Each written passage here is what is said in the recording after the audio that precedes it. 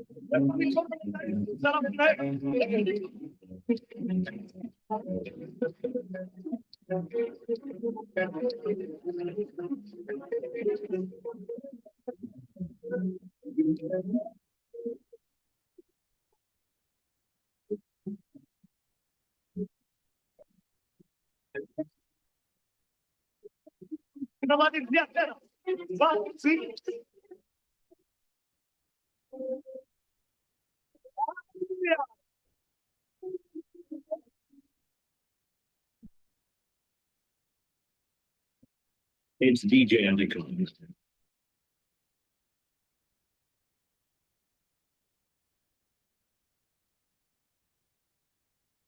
Hakuna ushindo.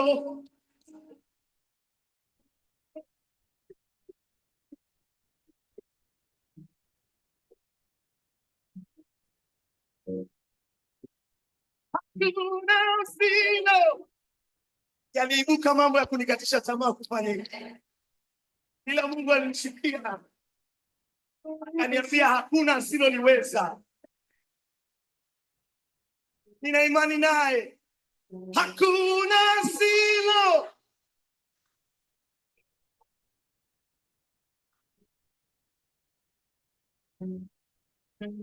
Natamka kelele ushindi. Don't just sing hakuna ushindi.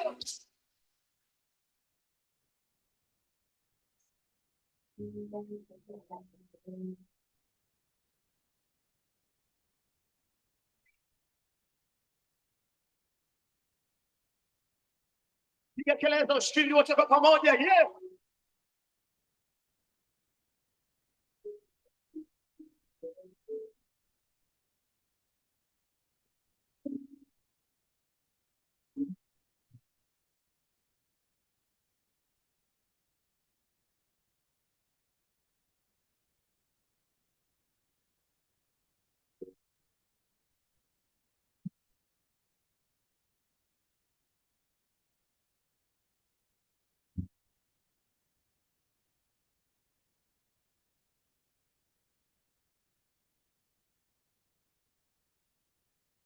The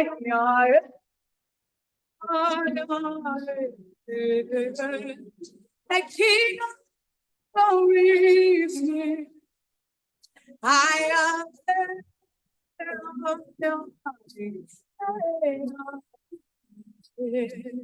God is in. Someone bring an looking one. Someone bring an looking one. Naina nasujudu Mungu ni mmoja tu.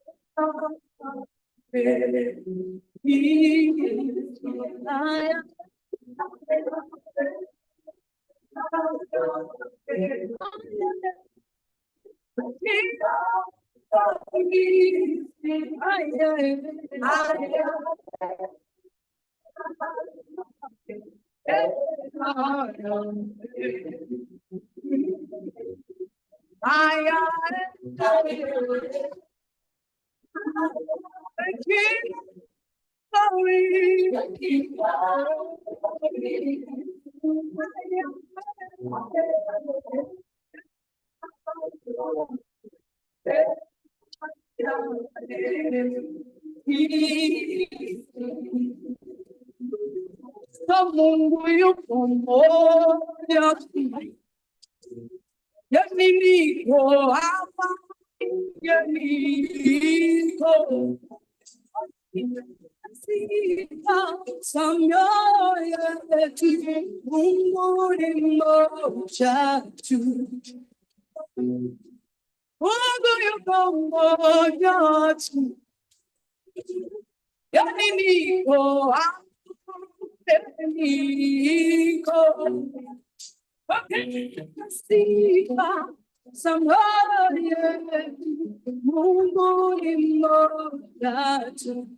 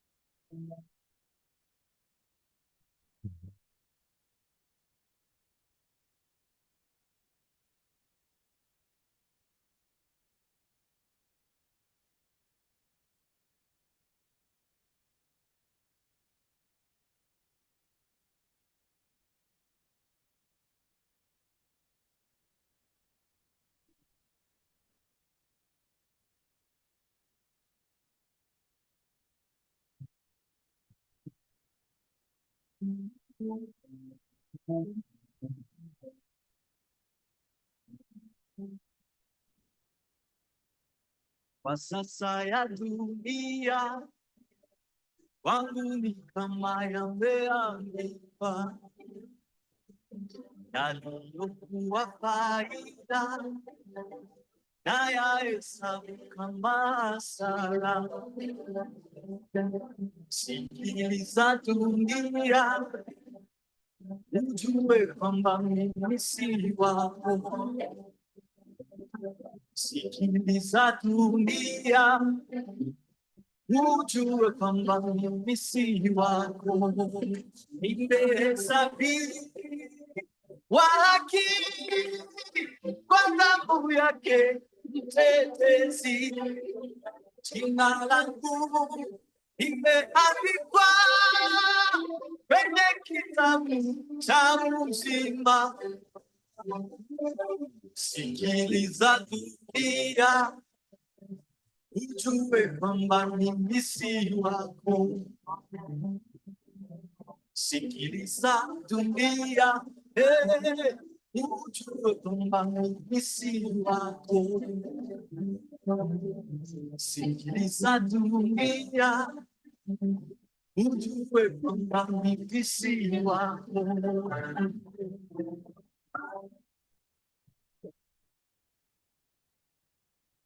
I'm a rebrand. I'm an entrepreneur at the back. Kwa sasa ya dunia, mambo yameandikwa, yaliyokuwa faida nayahesabu kama hasara. Sikiliza dunia, ujue kwamba mimi si wako. Sikiliza dunia, ujue kwamba mimi si wako. Kwa sasa ya dunia, warudi kama yaliyokuwa faida. Sikiliza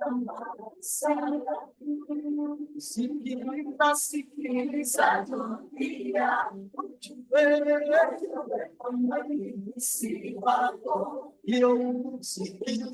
Sikiliza dunia, ujue kwamba mimi si wako.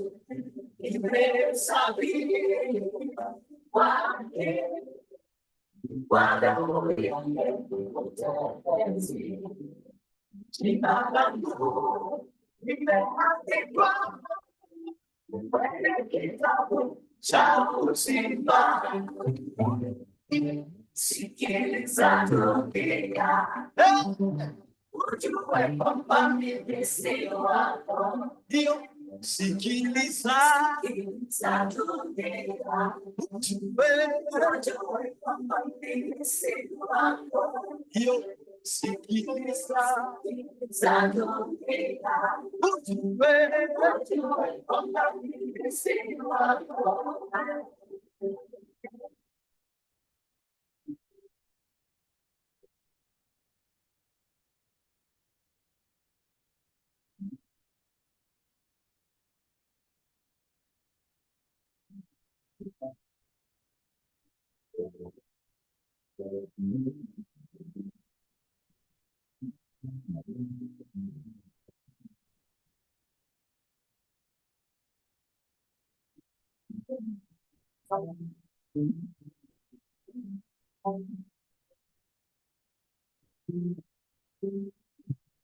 Sasa mambo hayanitishi,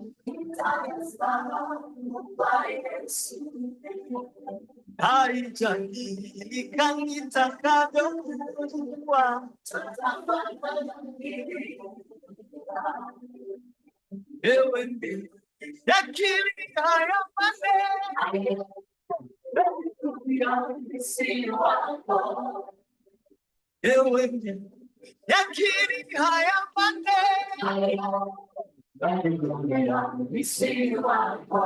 Lakini sasa mambo hayanitishi, nitayasema kwa Yesu. Haijadilika nitakavyokuwa. Ewe mbingu yakiri haya maneno, si wako. Ewe mbingu yakiri haya maneno, si wako. Sabini wake kwa damu yake mtetezi. Jina langu limeandikwa kwenye kitabu cha uzima. Sikiliza dunia, ujue kwamba mimi si wako. Sikiliza dunia, ujue kwamba mimi si wako. Let's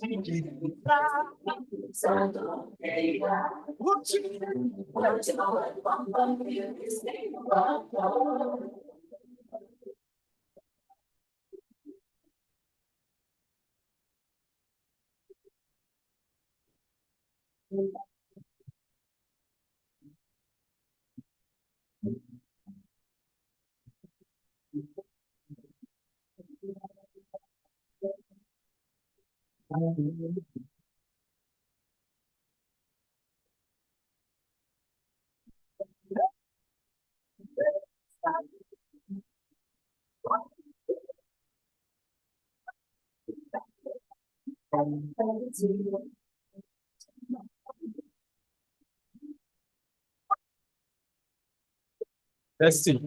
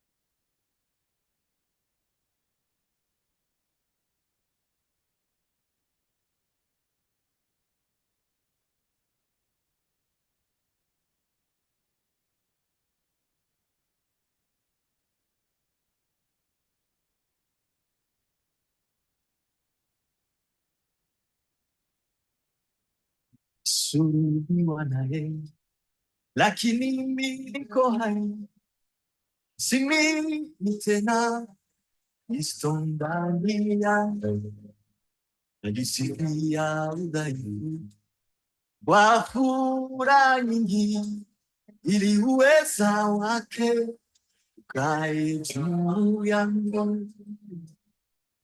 Yote nitendayo ni kwa imani, sitaibatili neema ya Mungu kamwe.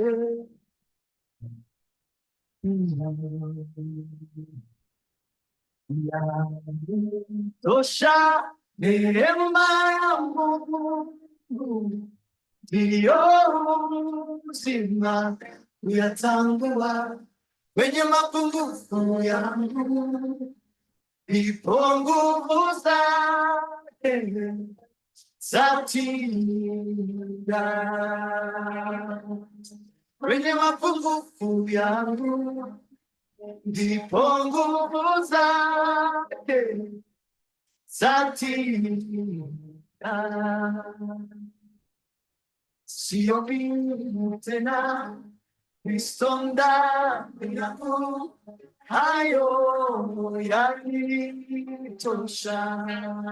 Sio mimi tena, Kristo ndani yangu, hayo yanitosha. Sio mimi tena, Kristo ndani yangu, hayo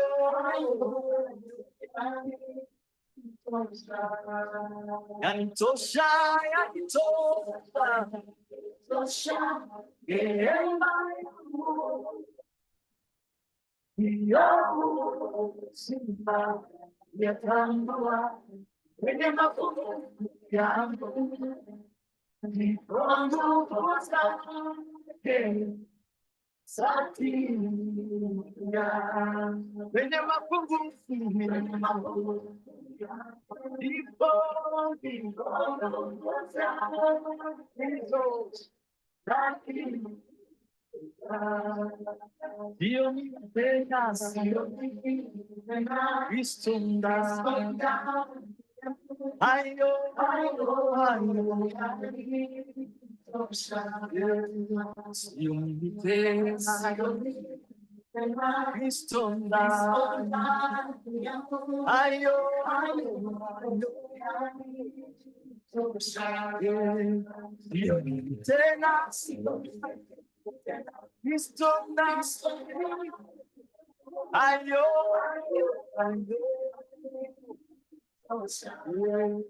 sio mimi tena, Kristo ndani, hayo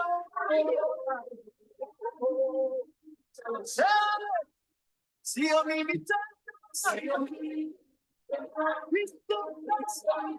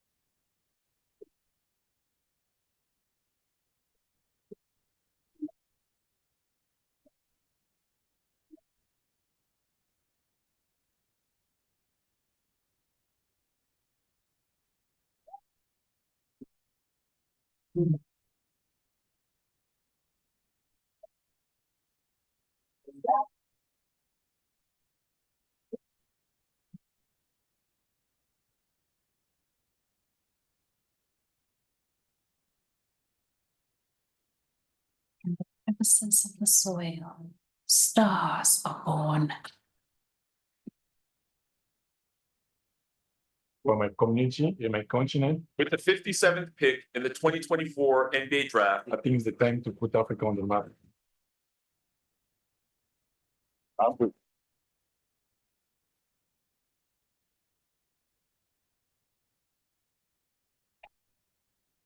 Yote tendayo kwa imani, sitaibatili neema ya Mungu kamwe.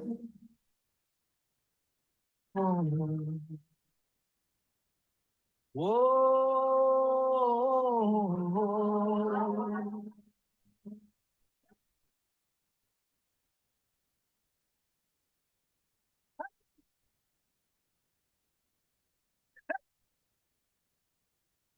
sio mimi tena, Kristo ndani yangu, hayo sio mimi tena, Kristo ndani hayo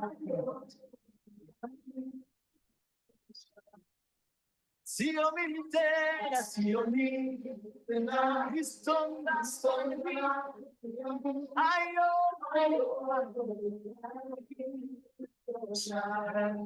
sio mimi tena, Kristo ndani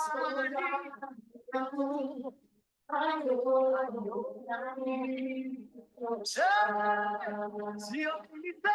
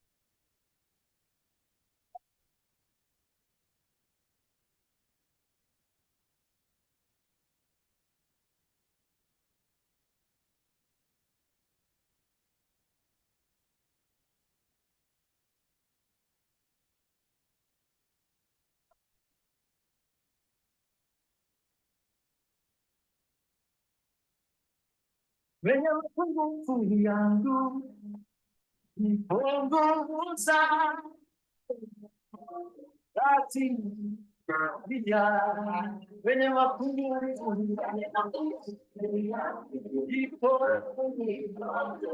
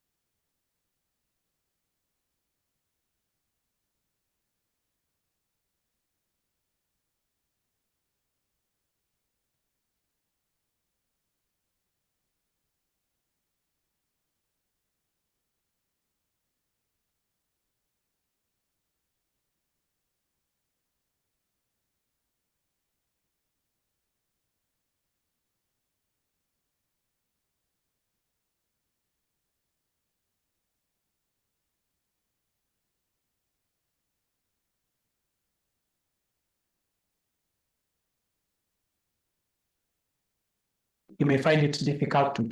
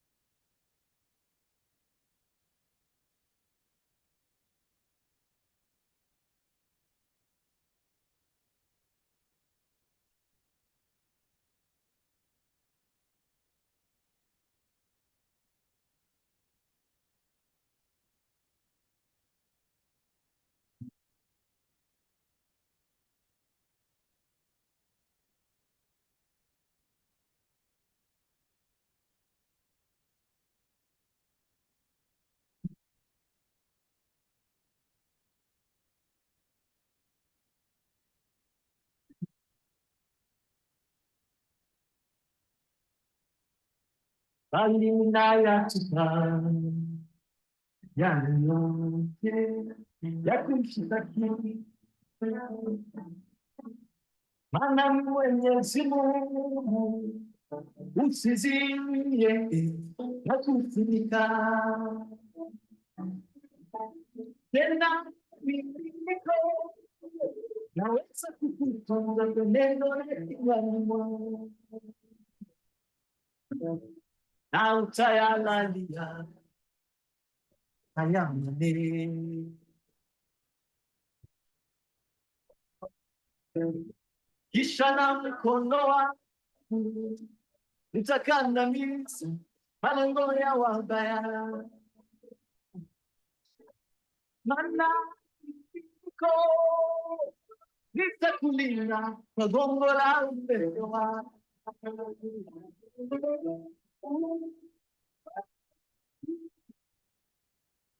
Natafuta uwe hai, ewe uwe hai.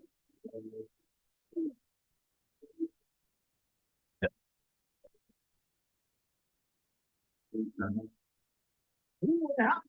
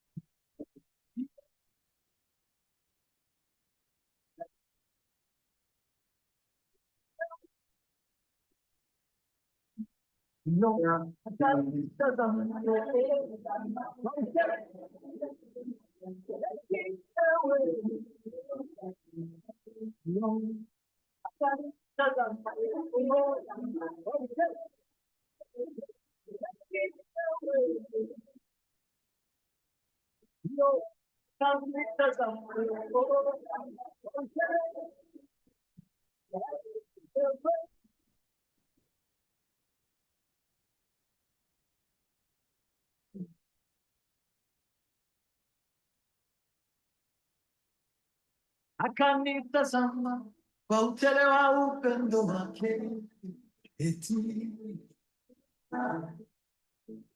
akanitazama, oh, eti yo akanitazama, oh, eti ewe yo akanitazama, kwa utele eti ewe.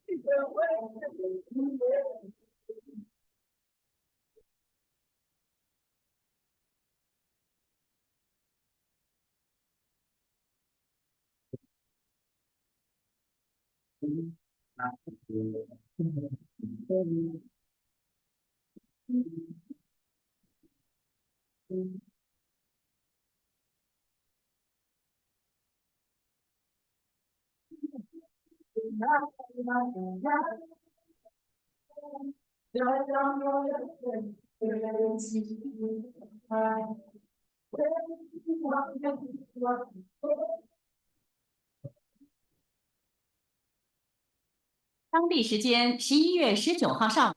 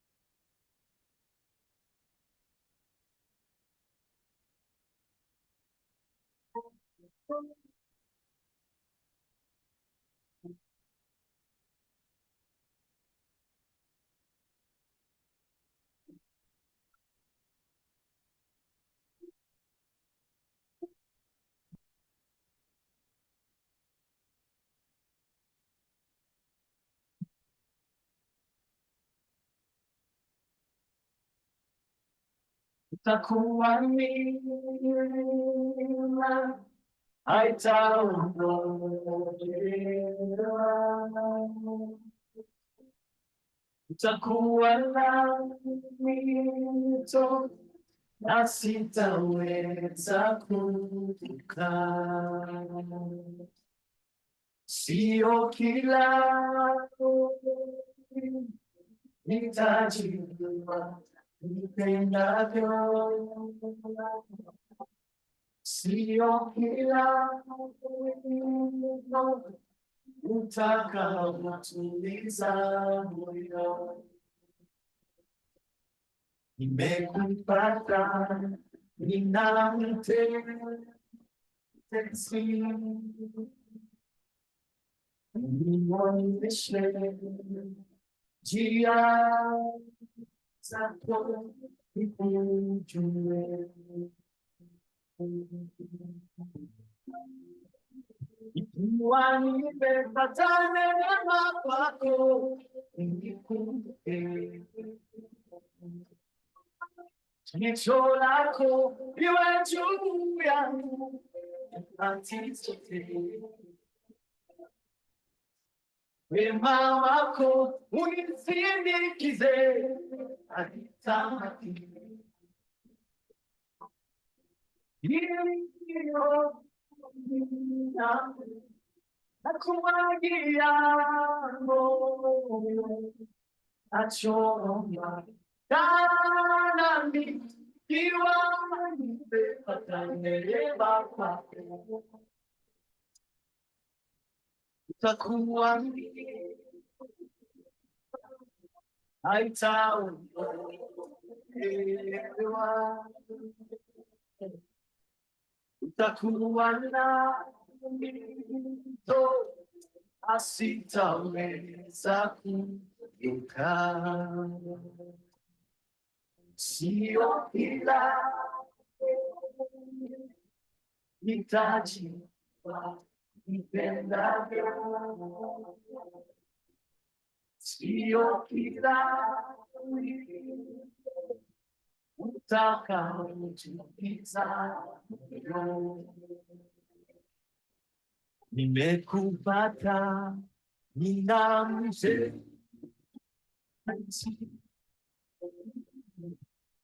nionyeshe njia zako nikujue.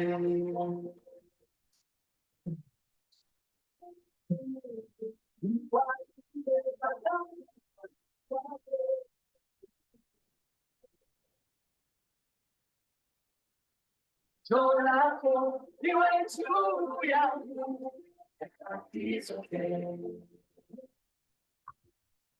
Wema wako unisindikize hadi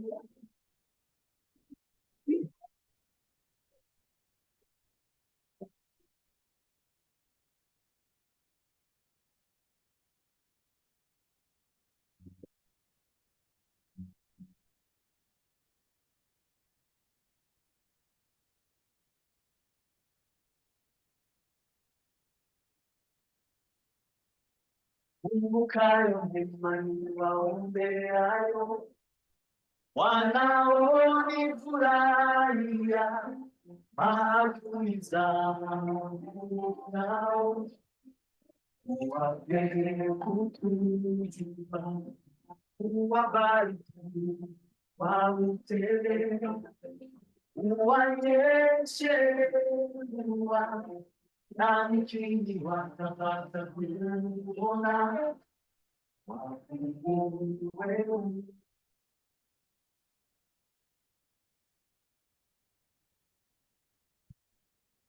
Hello, hello. So hello to the people who are live and present. We are happy, we are glad you're here on time. We're just having a little bit of a delay, but we shall start exactly at 10:20. So at exactly 10:20, we shall commence the program. We apologize for the delay that has happened, but we're just about to start. By 10:20, we shall be starting the program. Thank you. Thank you. Please keep it there and listen to some good music as we wait to start at 10:20.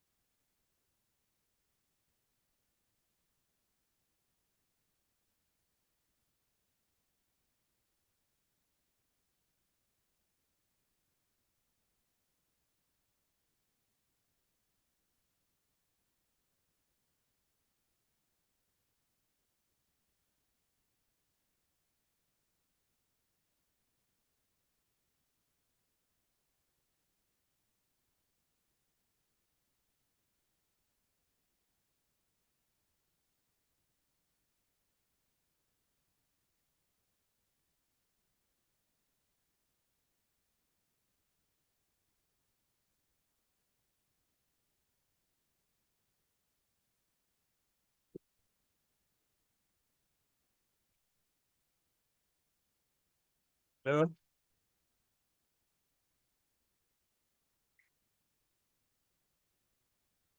Hello. Good morning, everyone, both online and in-house. You're well. Praise the Lord. God is good. And all the time,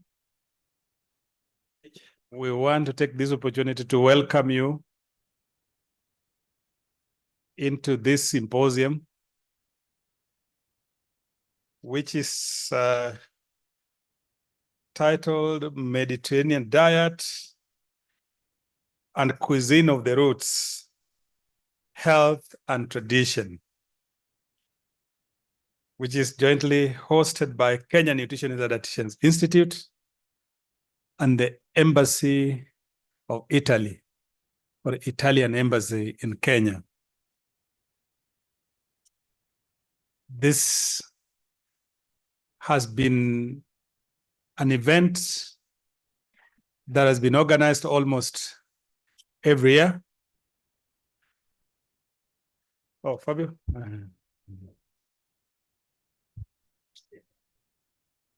Yeah. So we are going to start.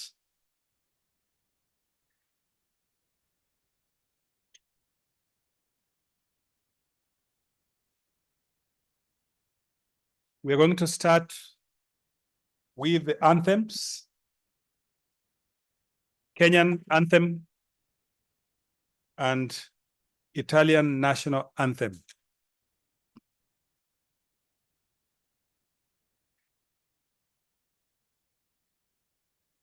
Okay. So I'm going to invite our technical team to take us through that process. And then it will be immediately followed by prayer. Yep. Then after that, we will get the welcoming remarks from the CEO. So can we start? Welcome, Excellency.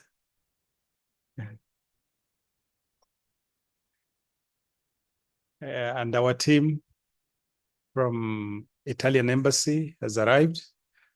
So just for information of those who are online, we are already full house and we are beginning the process. So can we start? Yeah? Okay. Yes. So let's start with the national anthem, Kenya national anthem.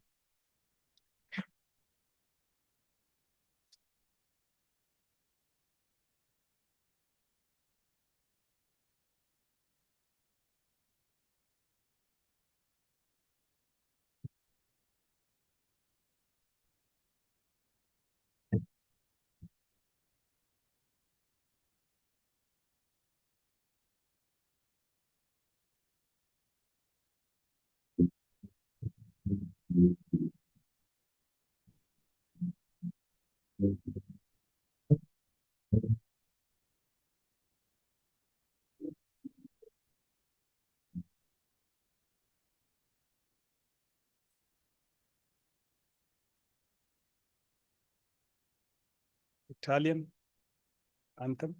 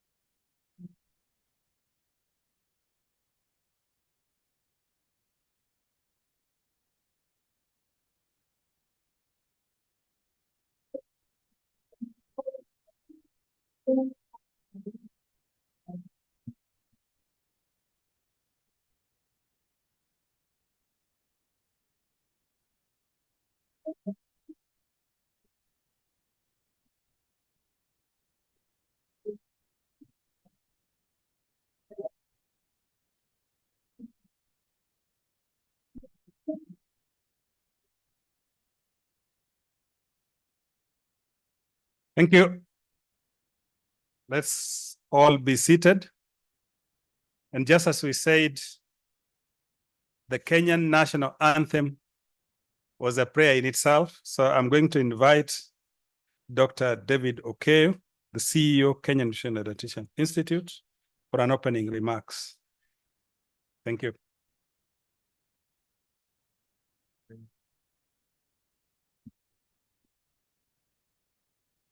Good morning, everyone.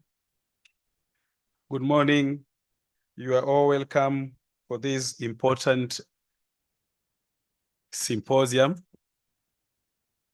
And I want to start by saying that we have those who are in attendance online, both in the Zoom and also those who are in attendance through YouTube channel.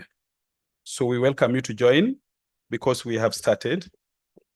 First, before I give my welcome remark, for those of us who are Christians, I want you to turn with me 2 Kings 4:38-41. Chapter 4:38-41. Elisha returned to Gilgal, and there was a famine in the region. While the company of the prophets was meeting with him, he said to his servants, "Put on the large pot and cook some stew for the prophets." One of them went out into the field to gather herbs and found a wild vine and picked as many of its gourds as his garments could hold. When he returned, he cut them into the pot of stew, though no one knew what they were. The stew was poured out to them for the men, but as they began to eat it, they cried out, "Man of God, there is death in the pot." And they said, and they could not eat it. And Elisha said in verse 41, "Get some flour." He put it into the pot and said, "Serve it to the people to eat." And there was nothing harmful in the pot. In Genesis 1:29, God said, "Behold, I have given you every plant yielding seed that is on the face of all the earth, and every tree with seed in its fruit. You shall have them for food." You shall have them for food. So plant is food. Hallelujah. Now, in my welcome remark, I want you to take note of those two verses and read them at your own time. The collaboration between KNDI through ATRI programs, the Embassy of Italy, Nairobi, and Italian Institute of Culture is very important as it fosters research agenda for Kenya and beyond. We are two partner countries, Italy and Kenya. KNDI has a key mandate to research and provide public education on nutrition and dietetics under Section 6, Paragraph E of the Nutritionists and Dietitians Act, number 18 of 2007, that is Cap 253B. And also to design programs and methods for sensitizing people to suitable dietary and nutrition habits. That is a functional mandate. So far, we have had a 3-year impactful collaboration, including today, with the Embassy of Italy in Nairobi through a joint symposium. Now, in the previous symposia, the focus was on conviviality and innovation, the ingredients for a sustainable and healthy diet. That was in 2022, the year 2022. In 2023, we had taste, nutrition, and health, a matter of well-being. At this point, I would want to say, during this week of international Italian cuisine, we have organized for yet another symposium. Today, we have a joint platform through a symposium organized during the 2024 International Italian Week of Cuisine. The key thematic focus is Mediterranean diet and cuisine of the roots, health and tradition. What is Mediterranean diet? For the nutritionists that have gone to class, we studied different cuisines. This was part of the cuisines. And the Mediterranean diet was first invented in 1975 from the history by the American biologist Ansel Keys and chemist Margaret Keys. And the diet was inspired by the supposed eating habits and traditional food tropical of Crete, much of the rest of the Greece and also southern Italy, and was formulated in the early 1960s. In this distinct of Mediterranean diet cuisine, which covers the cuisine of the Mediterranean countries, and also from the Atlantic diet of the northwestern Spain and Portugal, while inspired by the specific time and place, the Mediterranean diet was later refined based on the results of multiple scientific studies. And this approach emphasizes a plant-based diet, focusing on unprocessed cereals, legumes, vegetables, fruits, and of course, new menus have come on board. I may not be in a position to describe the Mediterranean diet from the Italian perspective. We have scientists on the ground, and they will be telling us what this diet is. It is important to therefore recognize that this topic is coming at the time when Kenya needs tested healthy diet guideline.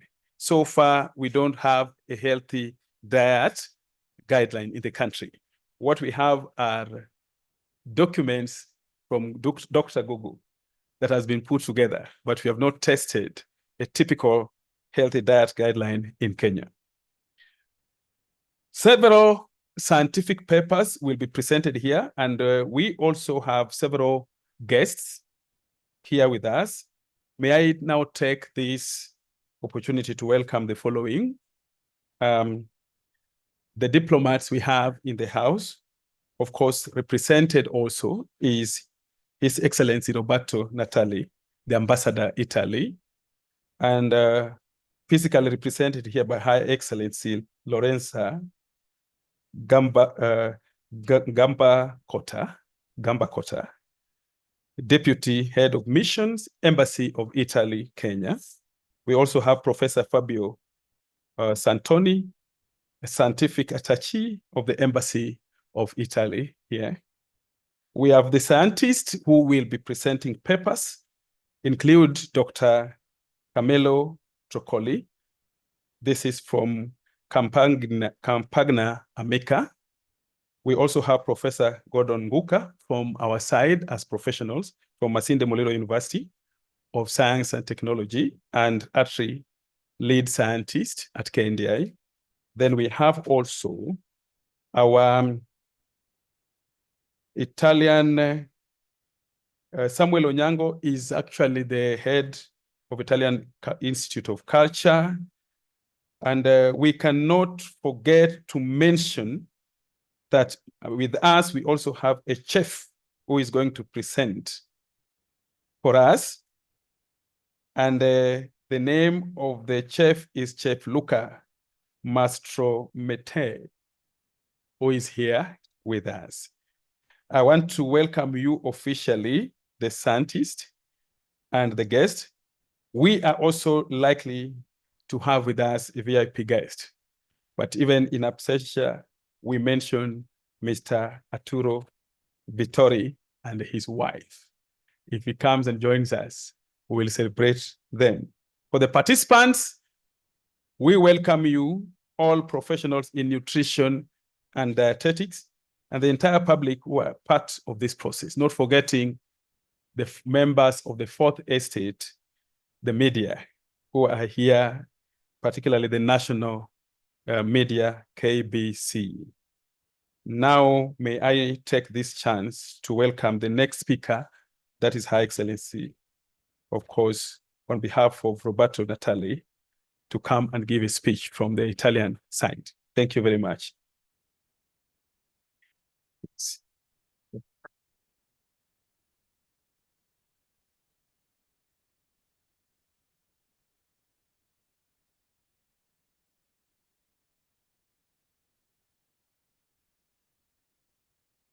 Good morning, ladies and gentlemen.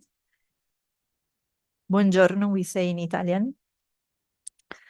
So dear CEO, thank you so much for the invitation, and a grateful thank to your staff for the support that every year they give to the embassy and the institute for the organization of this symposium that now is a tradition.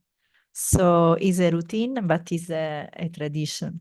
So let me just say that I'm very glad to be here to open this symposium, organized, as you say, in the framework of the 9th edition of the Week of Italian Cuisine in the World. This is an event that every year the Ministry of Foreign Affairs and International Cooperation of Italy organize all around the world to mark the importance of our cuisine, but also to reflect, to take time to reflect also on the health aspects that are linked to the cuisine. Of course, in Kenya, we have organized a series of events, many with the social component, with the social life, let's say from social lifestyle.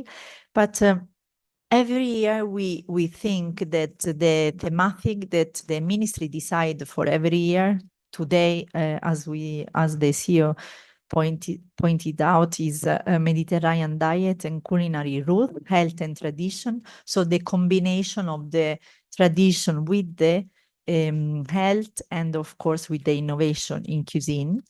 Every year we try to tackle the thematic chosen from different angles, because we think that cuisine is not also only part of our social life, or is not only a lifestyle, but also has implication on our health. If you eat well, of course, also your health will benefit from it.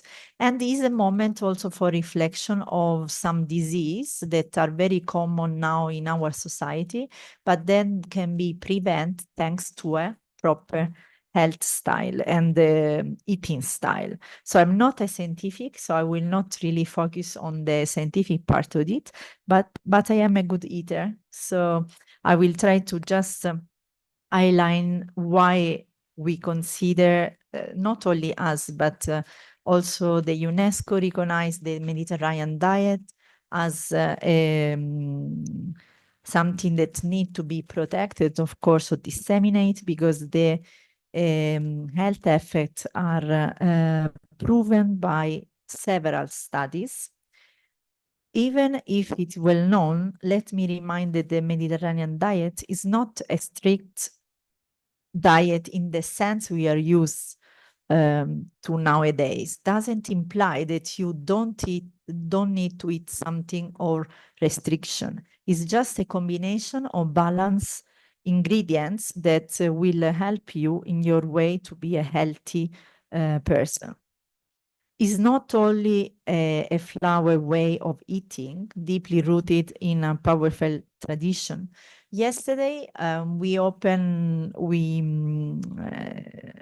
delivered the certificate for the students that were involved in a master course that our chef delivered at the Dietary College, and the PS for tourism was there. And let me remind an example that he did, and it's very true. When you really want to underline that someone is, you are happy that someone come to your house, or it's a guest for you and you want to appreciate, you always offer food. So there is really a link between food appreciation and what we consider our tradition and our education. So the Mediterranean diet is not just a flavorful way of eating, but is also a way of living that bring health, joy, and togetherness. In Italy, for example, the moment of the eating of lunch or dinner is really a social moment. It's really important in the family, but with your friends also. We are not drinkers, we are eaters. So of course, every meal is accompanied by good wine, but the purpose of that drinking is really just to be together, is not to over drink, is not our style. So the Mediterranean diet is often hailed as one of the healthiest in the world. As I said, I'm not a scientific or a professional in food, but I can relate to many medical studies confirming the huge impact of the Mediterranean diet on health. Our chef, Luca Mastromattei, that is ambassador of the Italian taste in the world, and Michelin guide chef also, he will explain more in details what is the Mediterranean diet and how we can cook in a healthy way. Cardiovascular benefits are among the most studied effects of the Mediterranean diet. Research has consistently shown reduction in risk factors such as high blood pressure, cholesterol levels, and inflammation. I would like to mention just few numbers or statistics from some scientific studies. So those that normally have the habit of a Mediterranean diet saw a 28% reduction in cardiovascular events, and in general, a reduction in cholesterol levels ranging from 5 to 10.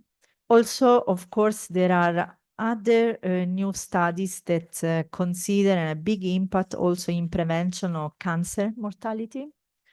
So with the reduction, substantive reduction in possibility to develop or to die from cancer.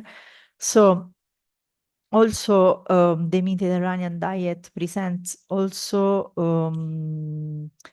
metabolic patterns that prevents type 2 diabetes. In Kenya, you know better than me, diabetes levels are very high. And of course, there is a link also with the type of diet that is common.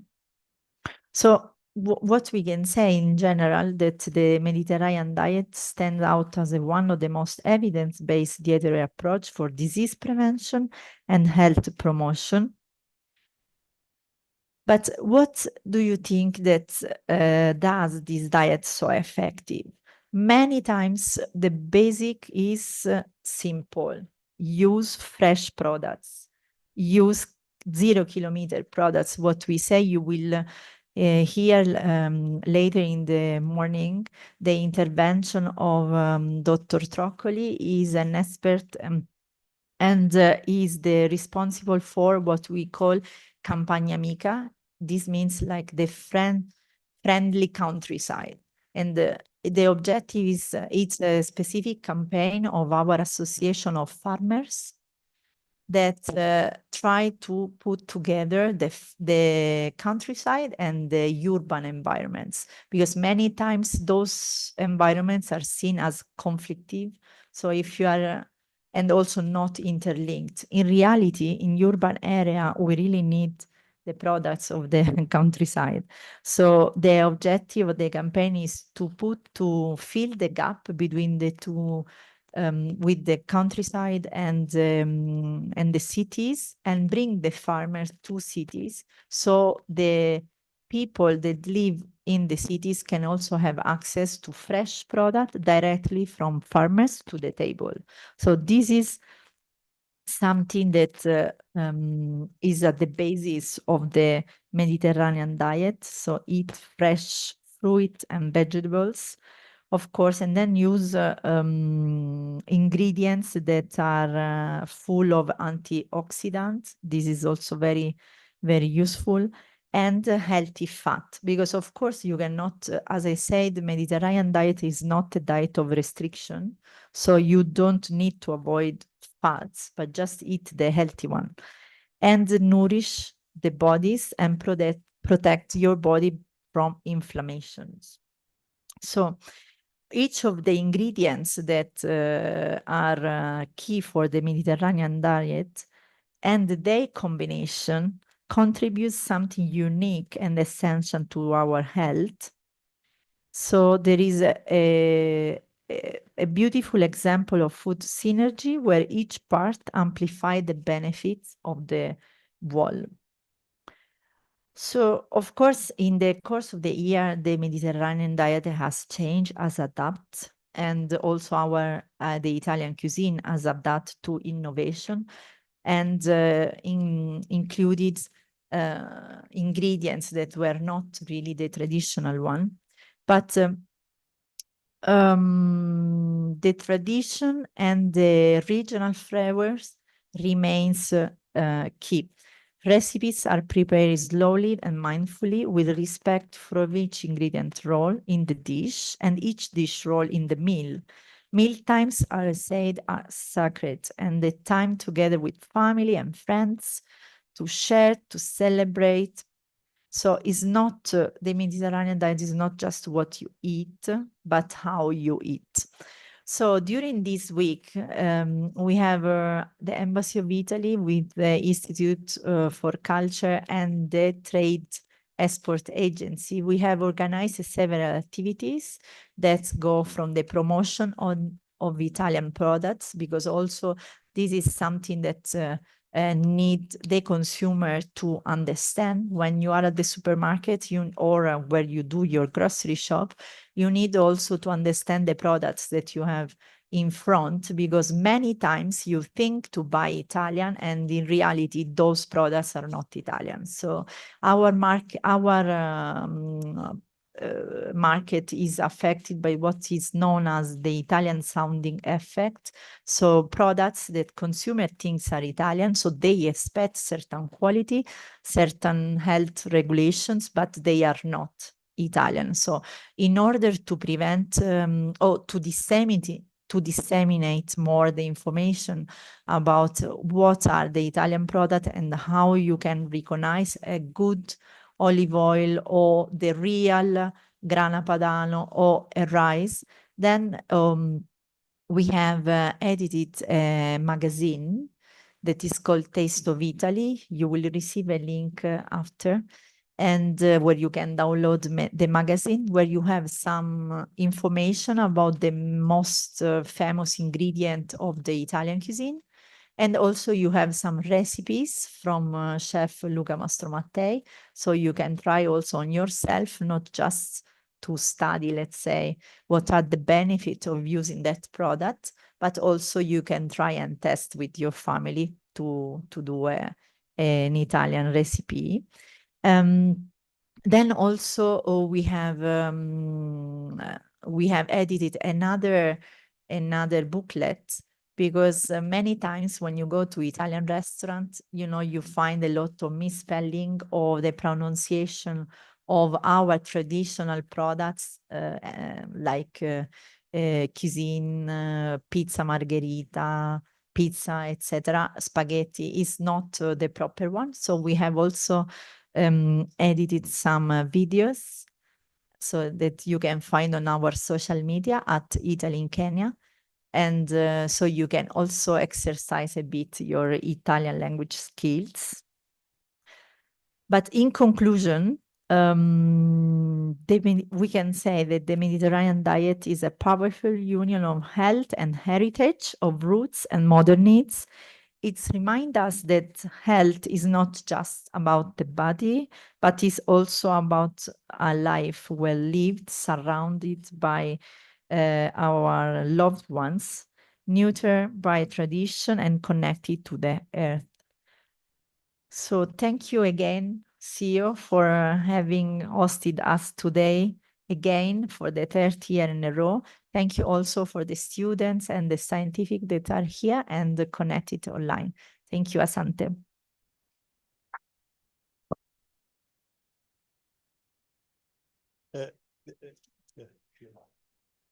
Sorry. With this, I declare open the symposium. So thank you very much, Excellency, with that moving speech. And we picked a lot of foods which you have listed. In as much as you're saying you're not scientific, it seems you're just scientific.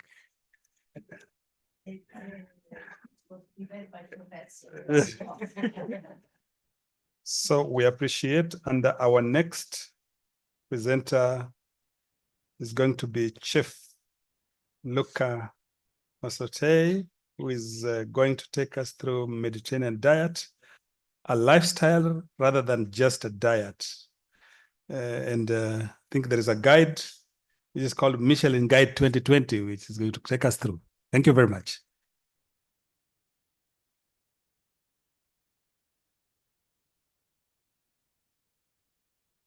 Okay. Good morning, everyone. Thank you to the board of this institute to host me. Also Italian embassy that give me the opportunity to come here in Kenya again. My theme is very complex because we have in Italy a lot of product, a lot of stylish of food, a lot of olive oil, cheeses, salami.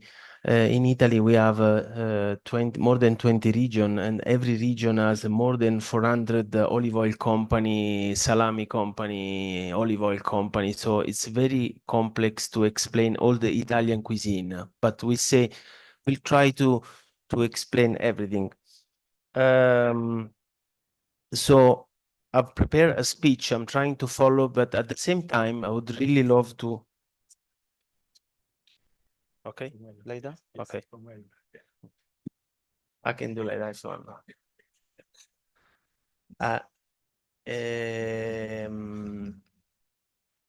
So Mediterranean diet, okay, is the base of our nutrition. Okay. As I was saying before, I've prepared a speech, but I would really like to interact with you if you have any question, because there is a lot of connection between even if we come from a different country, but the kitchen and the food and the cuisine, I think, is a perfect gateway to have a connection with you, because the base of our cuisine is simplicity, freshness, product, and at the same time, it's very important, not what we are eating, but how we are eating and how we are cooked, because in Italy we have pretty much the same vegetable at the same standard quality that we can find here. But it's very important also how we cook. For example, at which temperature we can reheat the olive oil. So we must not eat the olive oil more than 180 degrees, because we lose all the property of this olive oil, for example. But I don't want to be too, spending time of this. So as an Italian chef, but not only Italian chef, as I think any professional chef must respect the freshness of the product. Okay, because it will give you the best result on the plates. The importance of family meals and the power of food to nourish both the body and the soul.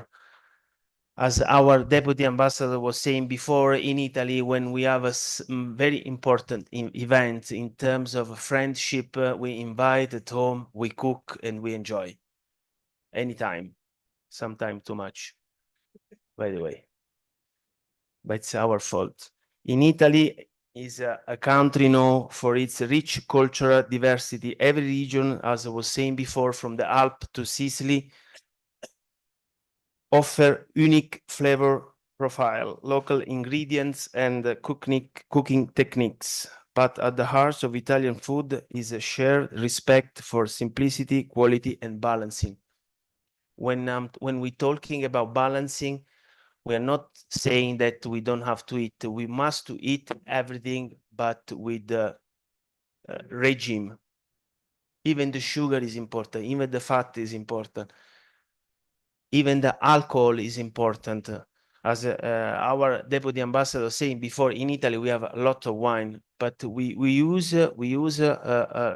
consume every week to tasting, to enjoy the meal with wine, not just for drinking. So what make the Mediterranean diet so special is the balance it promotes. It's not just about what we eat, but how we eat. Italians believe in eating meals that are not only tasty, but also satisfying and nourishing. Meals that respect our body needs without excess. But this is very important. This can be an incredible important message for all of us in our modern, fast-paced lives. Of course, today we are we have lots of food industry that involve our lives since we are very busy. And for example, in all of Europe, I don't know here, but since our time every day is less respecting comparing several years ago to dedicate to the kitchen, every family has less time a day to dedicate to the food, to the kitchen. But this is not every time good, because you know, in the family everyone starts to calling Glovo and then maybe other companies, and the industry of food family has been always involving in calling you know, food industry instead to preparing at home, for example, a vegetable soup, which we call minestrone, which I think personally is one of the best complete Italian meal. Working? Yeah, no.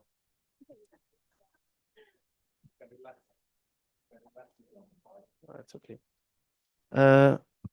Pronto, yes. As I was saying before, the Italy food is not just fuel, it's a social experience. Meals in Italy bring the people all together, enjoy, and make an experience. Because in Italy, when we taste something, we remember, and at the same time, we enjoy. And we also can prep again at home. So in Italy, not everyone must be a chef. For example, our mama can prepare a lovely meal, especially on Sunday lunch, because the base of Italian cuisine is simplicity. I'm sure everyone here knows how to make a pasta with tomato sauce, good olive oil, tomato, basil, Parmigiano Reggiano. So you have with 3 ingredients, you have a color, freshness, simplicity, and wealth. Okay. So how can Italian food principles be incorporated into the Kenyan diet? As we said before, the first things that I must to say is the simplicity of seasonal products. I found here lovely products. Actually, sometimes, since our professional is always involved to experiment new dishes, I think 3 most important dishes are very well connected with Italian cuisine. First one is gnocchi. I found a very nice, I can't remember the name of vegetable here, which looks like a potato, but long one. But anyway, I think it's much, much better than local potatoes that you have here. Comparing with ours Italian potato, which sometimes they are more dry and more rich on flavor. Because as you know, the potatoes, when they are more watering, they lose the flavor. So this is one of the example of contamination of Italian food and local products. So when someone is trying to experiment, I didn't mention, if you realize, I didn't mention pumpkin, that it's lovely here, but gnocchi with pumpkin, it's, you know, it's so popular, you know, it's not a real connection, as it could be this vegetable, substitute at our potato, same recipe. Another things could be polenta. We use a lot of polenta in Italy. Maybe it looks strange, but we use a lot of polenta in different way. We use polenta with the gorgonzola, we use polenta with cheese, we use polenta with vegetable, we use polenta with seafood. It's made from maize, so it's small whole grain. Ugali. Ah, yes. Okay, yes. Ugali. Okay. But it's also nice that you you create a suspense about the, so they will remember if you, because if it was mentioning polenta, maybe. Yeah, and then another very important ingredients, I think, is the rice. Because I've seen here you using a lot of rice. The process here is different comparing our risotto. Does anyone know the risotto? No, it's okay. I would love to. Do we have any cooker here to do? No? Huh?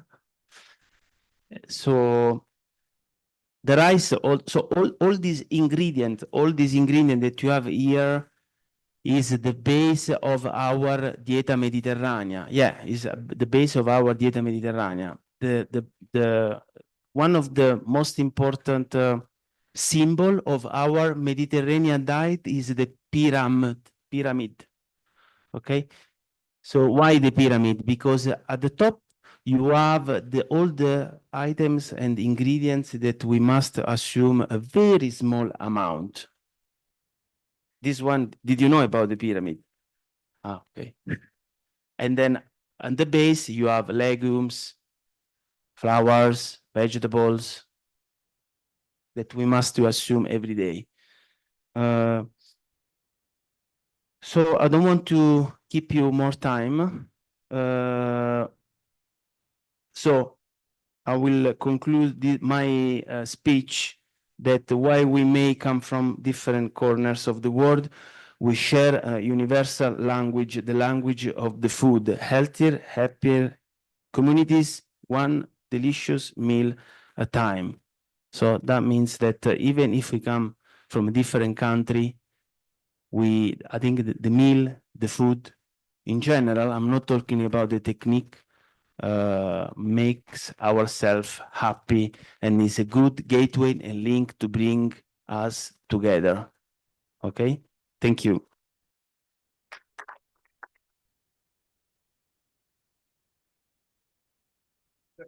Yes. Look, it's exciting. Huh? You're through? Yeah, pardon? You're through? Yes. Okay, so we'll take a few questions. Ah, yes. Thank you very much, Chef Luca, for that mouth-watering presentation. And now, some of you who did not know ugali in Italy, polenta, now you now know. Oh, you can be here. And you now know the rice in Italy. And you can see pretty food is a universal language. And that is the conclusion. Now, we would like to interact. You have seen the list of foods and that they have been arranged in what is called the pyramid. In terms of training, nutritionists are aware of the Mediterranean pyramid. They are very conversant because it is part of their training. And therefore, in this interaction, and I love this book because I've seen the pictorial presentation and seems I've seen the picture of your picture here, or is it your brother? No. What, this one? Yeah. Oh, this is awesome than me. Oh, Thank you very much. So can we have one or two questions to Chef? Any query? Either online or on the spot, on site, online or on site. Yeah. Query? Yes. Okay. Let me ask the first question. I think what Chef has said is that there's a lot of similarities between the Kenyan ingredients and the Italian ingredients. The only difference could be on the names, how we call them. Because if it is rice, we have. When it comes to ugali, we have. And all these things are found in the dishes of Italian cuisine.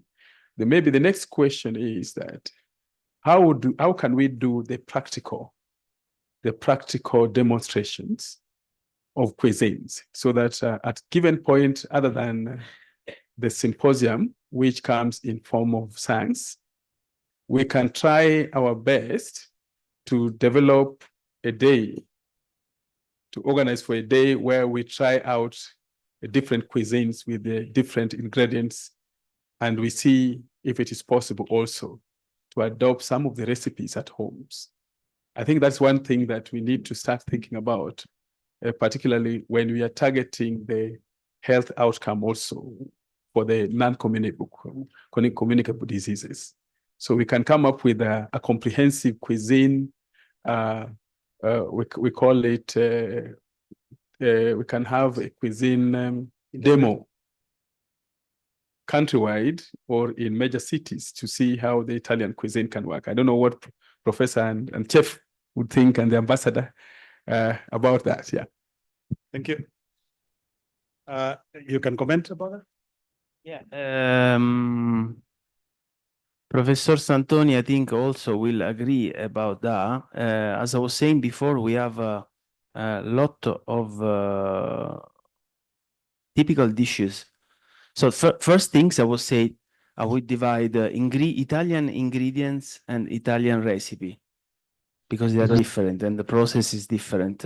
Of course, to focus on to do a proper focus on Italian cuisine, it's a huge work. It's a huge job, because we must focus. Every region in Italy has so many products. Okay. If you notice before, I didn't mention pizza. I didn't mention pizza before, because pizza now, everyone's make a pizza. You know, pizza is not anymore Italians. Everyone's make a pizza. Indian makes a pizza here. I've noticed everyone's make a pizza.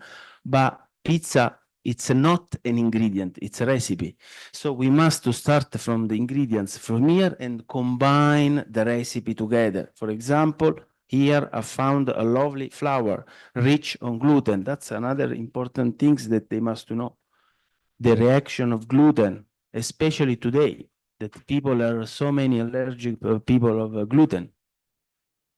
And from the flour is one of another very important ingredients that we can share with Italian cuisine, because from the flour, you can make a pizza, you can make a pasta, you can make a dessert. And so it will be actually last week I've been to Italy College, organized by Italian Embassy, to do training and practice. You before was mentioning about practice, because I think it's very important today, starts from the training.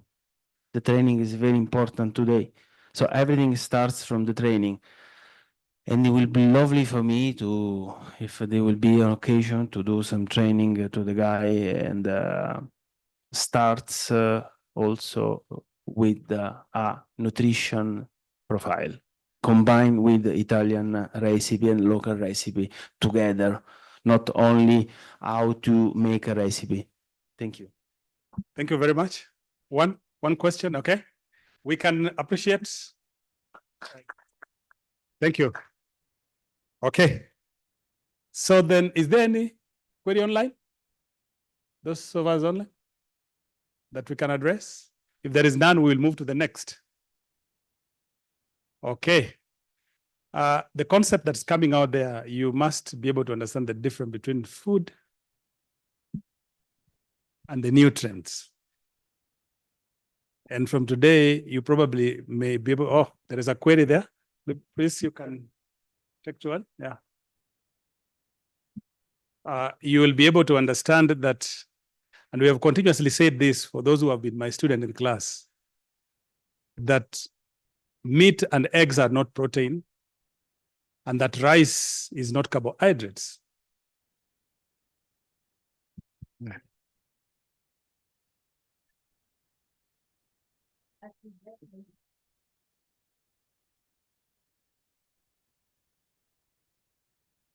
Okay, thank you, Chef Luke, first for the wonderful presentation. So it's just sort of a question, and also maybe to add on what our CEO just said.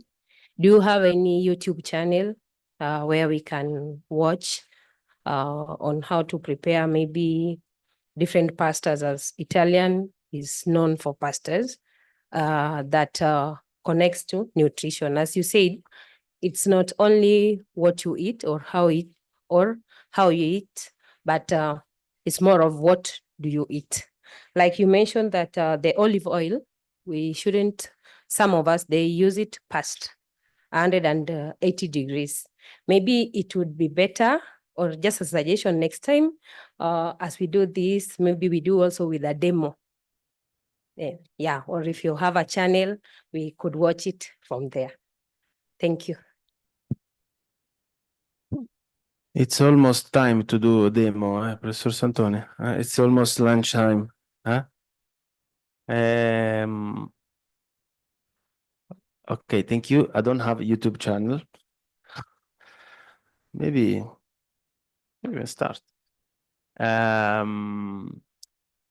Yes, of course. I think practice will help a lot. For example, another very curious items is a coagulation of protein. Okay, which temperatures protein coagulate? For example, white eggs, and also why the white eggs, the white of the eggs becomes with the cooking from transparent to white. The reaction. So, but now is a very deep discussion because the chemical things react, the Maillard reaction. So why the meat with the cooking, when we put in grill a piece of meat becoming from red to brown. So there's a lot of things, you know. For example, I've noticed here that you local chefs cooking with a very, very high flame, very strong flame. This is not, sometimes it's not so good, you know, because you alterate all the vitamins from the vegetable, mineral salt, you know.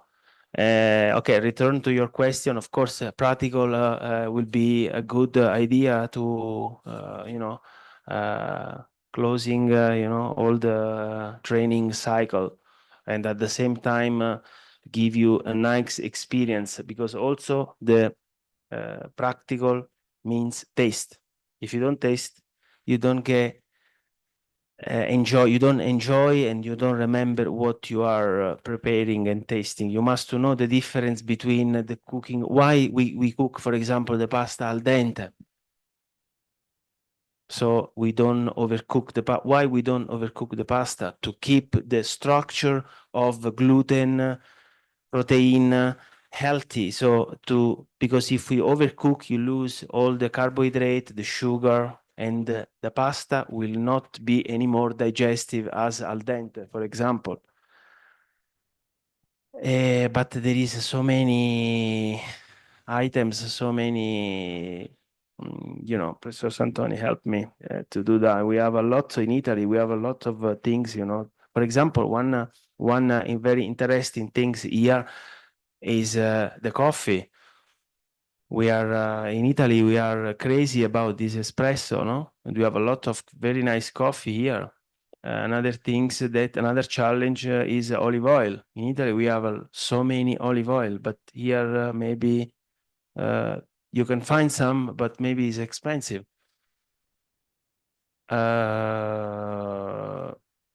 So yes, if there is an opportunity for the future, I'm available, comparing with the available of this institute to maybe do something on platform, on internet, or maybe, of course, without tasting. I know everyone's want to taste. I know. We'll organize for the next times. Okay. Thank you. Thank you. Thank you very much. So what is coming out very clearly is that what is called the processing or cooking methods and the different types of heats. You know, for the boiling water, for example, in Nairobi, it might boil at less than 100 degrees. Or if you go to Mombasa, it's even lower because of the region. So the temperatures, the boiling temperatures vary with regions as in itself. The amount of heat applied on food during cooking will affect the nutrient composition of that food. Like what he has talked about, denaturing of protein. High heat will denature protein. And if you have, for example, oil, usually oils are considered to be having, what we call it, polyunsaturated fatty acids. But the problem with that is that they can easily be oxidized on heat. And therefore, you will see when oil is boiled to an extent of forming a foam, then you have actually denatured all that polyunsaturated compounds. Now they become saturated. So at the end of it all, you no longer have the nature of the fat that you are supposed to have taken. You've actually denatured it. Are you getting what we're talking about? So that is why the cooking methodology, the amount of heat that is applied, the processing, the mixing, because even the mixing, if you mix wrongly on certain products, even the foods when they are mixed wrongly, there is interactions of compounds in them. And those compounds will become a problem because they inhibit the absorption of nutrients in your gut. I've always asked the most common one, for example, like mixing of eggs with some specific vegetables. We know that eggs have something called ovovitin, which sometimes will inhibit absorption of iron. It binds the iron. So assuming you have mixed it with you have eggs and spinach. If your intention was iron, you're done. But that doesn't mean you can't mix. You can have it because iron might not have been your objective. Now that one, we are now moving from the actual diet now to nutrition and its ability in the body. So that is what Chef has been talking about. Retaining as much as real of composition of that food as you prepare it, so that you allow when it reaches the mouth and goes down, it is as natural as possible. And you allow the body now to process it and discern the nutrients accordingly. Okay? Yes, go ahead. So we have some questions online. Yes. The first one is asking, I believe Professor Nguka can answer this one. Is it right for us nutritionists to advocate for supplements from companies such as Greenworld and BF Suma? So that's the first one. I believe that one Prof can answer. Then we have another one for the chef. And it says, Chef, you mentioned alcohol and wine. Kindly elaborate. Is it the Kenyan brewery alcohol incorporated in the diet? Kindly clarify. Okay. I don't know. Let me allow Chef to talk first, and then I will come in. I'm sure at some point we will organize a night party properly, so where the alcohol is allowed, you know. No, I was just saying that alcohol. So at the first point, we say you must know that the first very bad, let's say it's one of the first ingredient that we must be care to assume is fat. Second one is alcohol. Third one, protein. 7 grams every kilograms, kilocalories, you know. So in Italy, as I was saying before, in Italy, alcohol is a part of the Mediterranean diet, by the way. When I'm talking about alcohol, I'm talking about wine. So super alcohol, we have some in Italy, but we assume very little. So what I was saying before is that invite here to observe how we Italians use the wine, or we do pairing, you know, wine pairing with the food, not just for drinking like that. Of course, in the weekend in Italy also, we assume, we enjoy also in Italy, yeah, wine, but you know, that was the meaning. Thank you. So it is not our Kenya breweries, please. That's what he's saying. It is not the barley. It is the wine. Wine is usually fermented fruits, mainly, isn't it? The barley that we use in Kenya breweries is not what he's talking about. Have you gotten that? So he's talking about wine. Please don't go for the Kenya breweries barley. That's one. Two, do we advocate for supplement? No.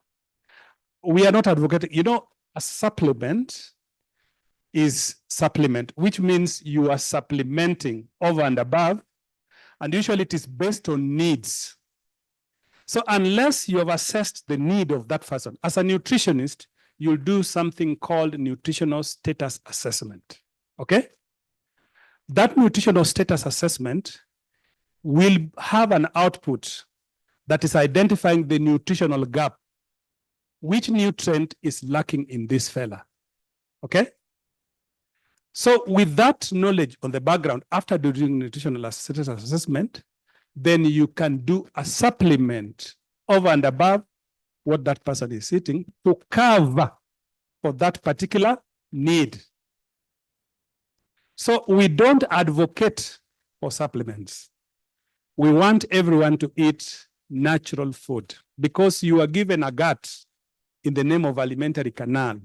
From the mouth, its work, main duty, is to digest food, break it down into nutrients, and absorb that nutrient, incorporate in your body. If you don't deny its work, it will atrophy and it will not be good for your health, isn't it? So that is my answer. Please advocate for food, food, food. If need be, then that need must be assessed, nutritional, and that is the work of nutritionists and dietitians that is here. Are we getting each other? Okay. Yeah.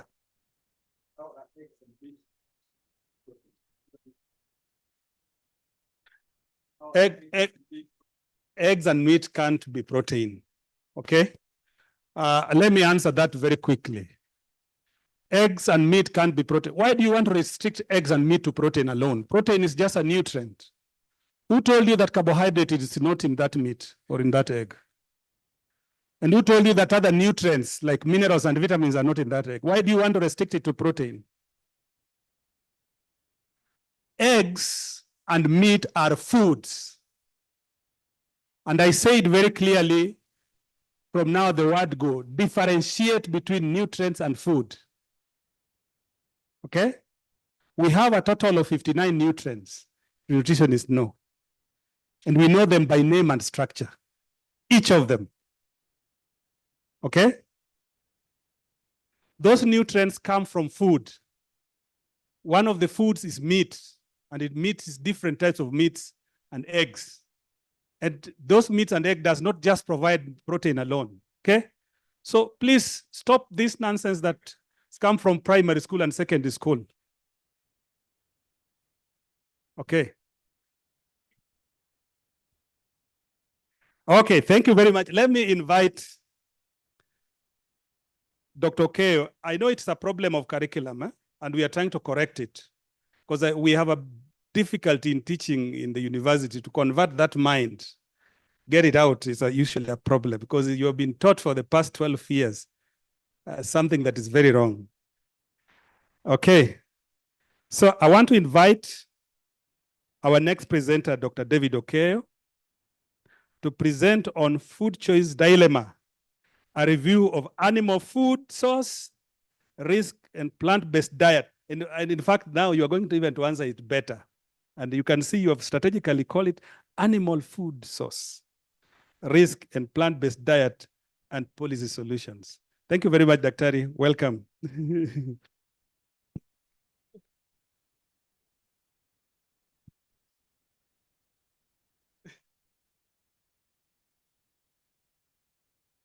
Thank you. Thank you, everyone. I think, Professor, you have made it, and I could realize that you are annoyed because people are not respecting what you teach in the university. I think nutritionists need to wake up. That's number one, because we are not reading. We are using our old traditional knowledge of primary school food and nutrients, and believe that meat is protein, that ugali is carbohydrate. And I would want to inform all of us that we need to separate food, nutrient. So even when it, and drugs. So when we are talking about food interaction, it's different from food-nutrient interaction.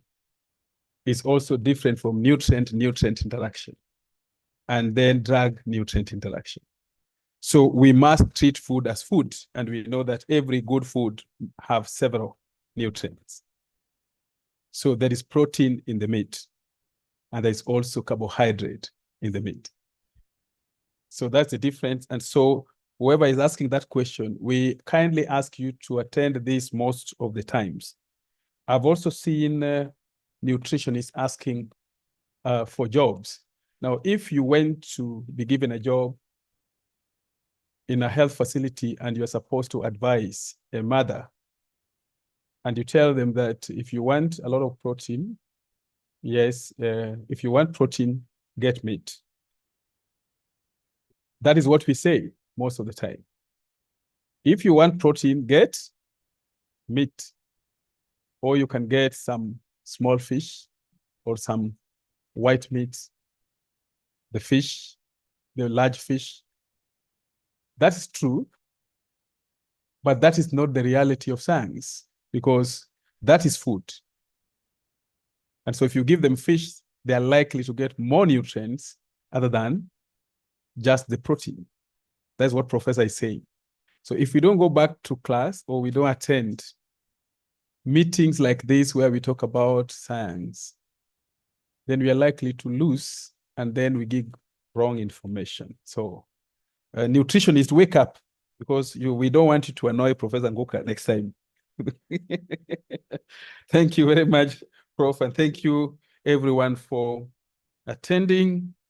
For those of us who are saying, we have the Italian group here with us. We have been collaborating for quite some time. For those of us who are online and are saying that we also want job links, there are jobs everywhere. The first is to create the job on your own.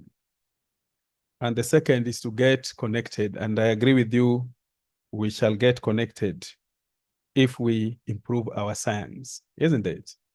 If we improve our science. Good. So are we on? I can see the screen is off. Technical team, I want to be sure that we are on. I'll take the shortest time possible.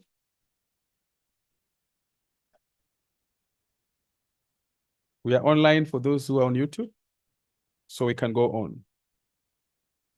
Good. Food choice dilemma. I want to start by saying that we have had the Italian cuisine, and by the introduction given to us from the ambassador's remarks, it was very clear that Professor Fabio is talking about not just food, but also a lifestyle. And when you talk about lifestyle, it goes beyond just the food and the science behind the food. It also goes on along with the cooking. Now, at some point, we have been solving the problems of nutritionists everywhere. Because when you ask a nutritionist whether they are a cook, they are cooks, they will tell you that they never studied cooking. So then why did you study? Because you cannot talk about the dry science of food and you can't cook that food. So one of the weakest points of nutritionists is how to cook. If you go to the villages and even to households in major towns, what is cooked as food, yes, is a combination of ingredients, but has no touch of feeling and food itself. Even service is out of place. And this is the problem we have, even in our hospitals. When food has been cooked, the way it is served discourages the patients, the first sight. The presentation of food is not given focus. So there's no touch, there's no feeling between food, the person eating it, and the environment. That is where meal experience becomes critical. It's not just about what you take into the stomach. It's about what you experience on the table. That is why somebody will leave you with your food in the house and they go to a hotel where they will be presented with a platter of Italian cuisine or any other international cuisine, because then there's a touch and the feeling. So if we want to avoid ourselves running to restaurants, let us bring meal experience at home. So turn your science to cooking, real food.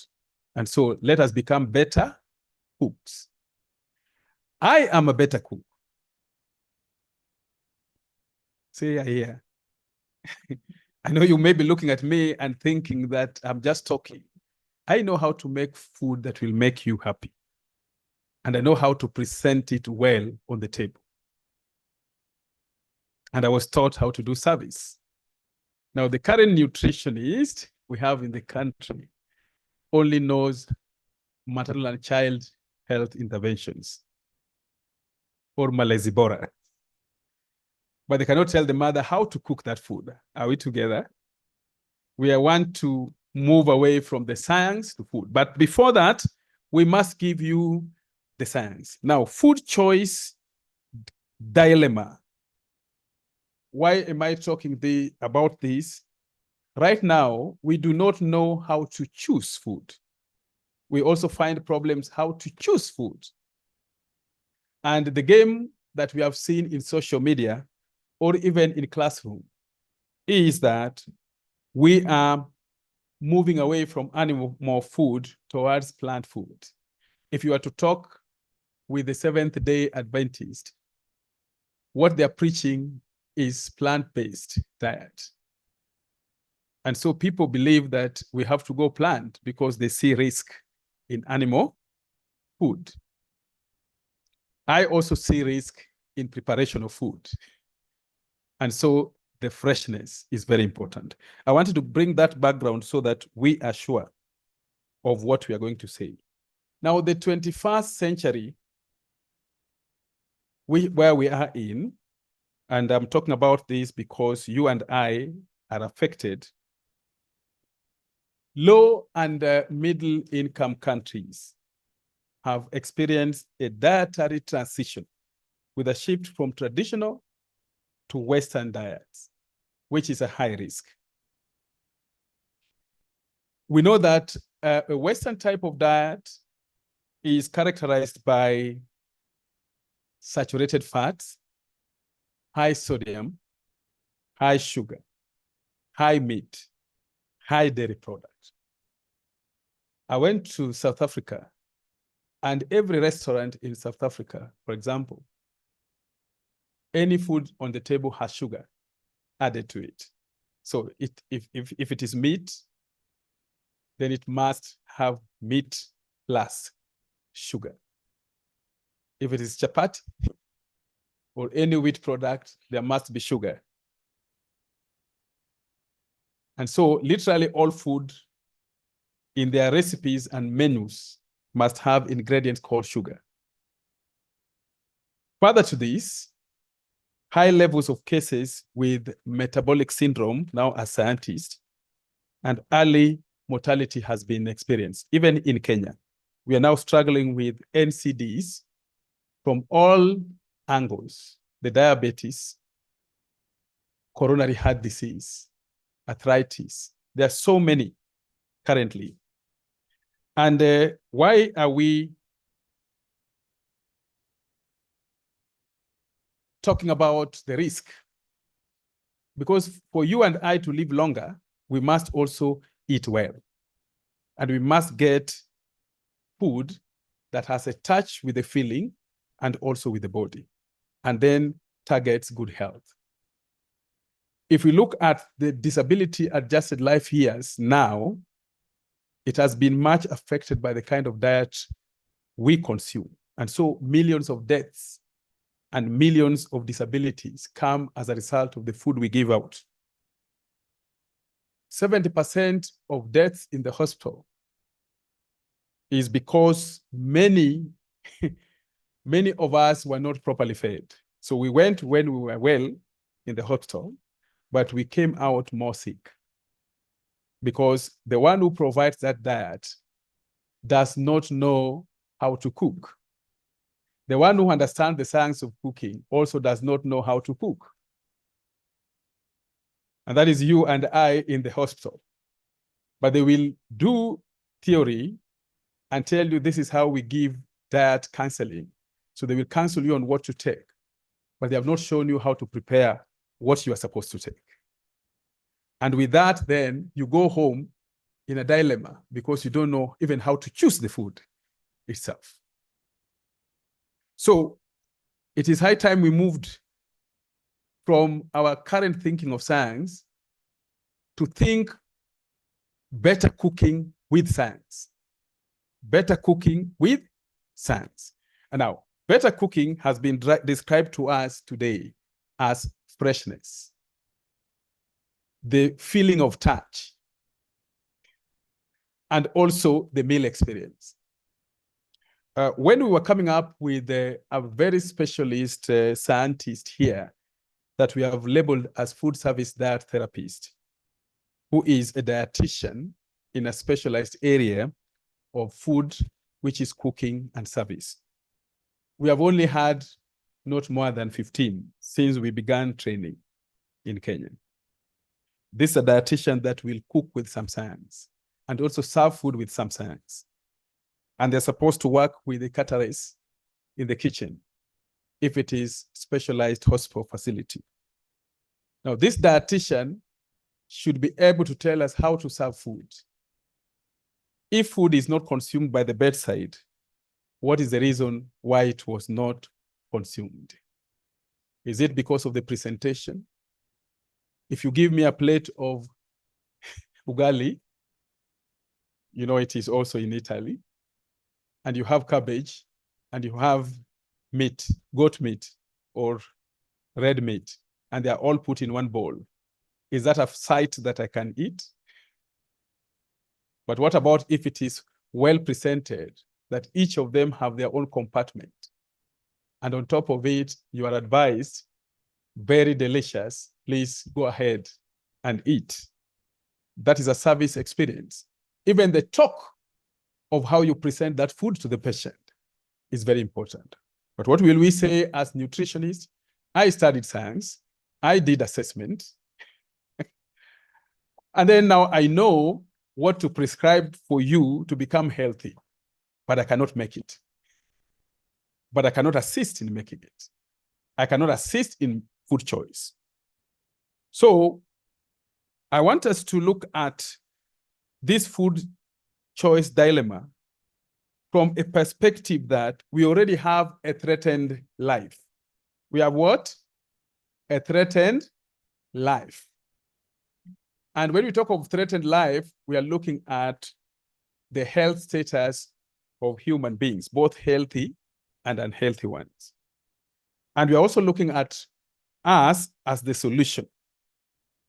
So I will want to focus on risks associated with animal food, and then I end up with the plant-based approach. Now, it is evident in science, for those of you who have studied science, that many foods on the table are of animal origin, and this contributes to a population's diet. And therefore, the impact on nutritional status and well-being cannot be undermined. If you get into the usual Kenyan cuisines, you cannot miss to see animal products in the menu. If you go to any restaurants, you cannot miss to see animal products in the menu.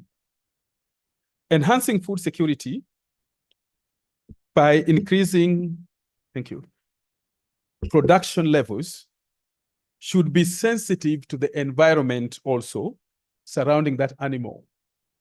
As we eat a lot of food, we also know that the animal food contributes more to the destruction of the environment when it comes to the carbon footprint. You know that. So we are looking at eating habit and how it affects the environment as a whole. And when the environment is affected, then we cannot find vegetables because they solely depend on the ground. So we see a lot of effect when we turn to animal food. And so we are saying it is essential to recognize food of animal origin as a factor in improving nutrients. That is beyond science. So we know that. And so you cannot say that let us remove completely animal food from our diet, because at some point you may need it because of the risk. Now, we have looked at the dietary patterns when it comes to animal food or food of animal origin. We see also on the right-hand side the risk of non-communicable diseases. And when we talk about this, we need to scrutinize the animal food in relation to the NCDs or our general health status and see, is it possible that we can shift to plant or we can balance? And so we understand issues to do with the current climatic change in our environment. No country can say that they are safe when it comes to issues of climate. We have been told, the focus is on climate, and this is now called planetary health. But what contributes to bad planetary health? It is the food we consume from production that is filled to the fork. And so the animal food has been accused to be the one that is behind the destruction of the ozone layer. And of course, because of the carbon footprints, changing the climate. And so we know these animal foods are from poultry, pigs, among others, and all of them are brought to the table in form of sausages. And to some extent, even when it comes to just general diet, you can find pizzas with animal products. We can't miss it. And we see, therefore, that this becomes a serious debate because then some say, even those animal foods contain some zoonotic diseases, making the risk to be too high. So because of that, we see now a shift towards plant-based diet. And many people will tell you that we have to go plant. Even where you are seated, I know some of you have said we must go plant way. And so people will be telling you that, for us, we want to move away completely from animal sources and go plant way, not knowing that also there's a risk when you don't consume animal products, particularly when it comes to some specific micronutrients, which are high in animal products. So is it the balance or is it 100% plant? And this brings me to the key thing that I wanted to say about this topic today. the plant-based approach, sustainable dietary guideline. We all know in Kenya, we do not have a healthy diet guideline. If any one of you knows that there's one, you can educate me here. I have seen something which was developed by the Ministry of Health, which is written healthy diet guideline, but it has not been tested. That has been developed by a group of people looking from the Google and a few science here and there, and they put it together and call it healthy diet guideline. It's not tested based on the current local foods and the current diet plans and menus that we have. And so we cannot say that it's a healthy diet guideline. Now, given the previous attempts by the World Declaration and Plan for Action for Nutrition, that was spearheaded by the FAO and WHO to promote and disseminate dietary guidance on best practices in nutrition, we have limited information on implementing it within the public, particularly even in Kenya. And so the new area of focus is pointing at guidelines that target planetary environment boundaries and of course mortality. And so if we were to come up with a healthy diet guideline, we think about the planet, we think about human health, and we also think about risks. And in this case, then we must come up with a healthy diet guideline that will meet the interests of the humanity and the planet as a whole. Now, because of this, nutritionists and of course, food scientists and dietitians, and of course, cateresses or the hotelier, the chefs, we must come to the table. Why? We must know how to cook, and we must know what to cook. And if we want to know what to cook, we must know the science behind what to cook. And so we must now change our mentality from just science to recipes and menu plan. To recipes and menu. If we go to a restaurant and I'm a nutritionist, I should be able to determine whether food on the table is meeting the requirements when it comes to healthy diet. That is a missing link in our science as nutritionists. With collaboration, it will be possible. Now, the first index in the planetary health diet, which attend to adhere to the planetary diet, was done by CACO in 2021. In this index, we have 16 components, each ranking with a minimum of 10 and out of 5 points, which are used to score in the rating. And we have found out that in this, the planetary health is in consideration, particularly when it comes to carbon footprints. And so this index, if you look at it, if it is displayed, it will show you a study which was conducted for a diet pattern that will take care of the planet and take care of human beings. And it is moving towards sustainable diet, particularly human health. The second index was Sustainable Healthy Diet Index, the shared index. Of course, that is also taking care of nutritional, environment, and socio-cultural aspect. This is the only index that brings in humanity in the picture of eating. It recognizes that food is also for social interaction rather than just eating. If my food cannot make you happy so that you can converse more, then it is not food. It will be like supplements. I was saying if you gave people a chance that if they take one pill of protein and they can survive for the rest of their life, people will evade or run away from the table, not knowing that food at table also contributes towards good health. The current household in Kenya is where people eat so that they can go and do their business. So people will pick their food, they go and sit somewhere on their own, they eat, and they run away to work or to class.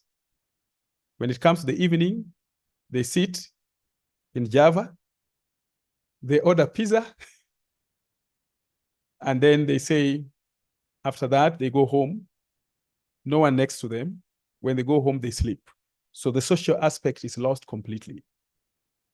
Now, this kind of shared index reintroduces the socio-cultural aspect of food.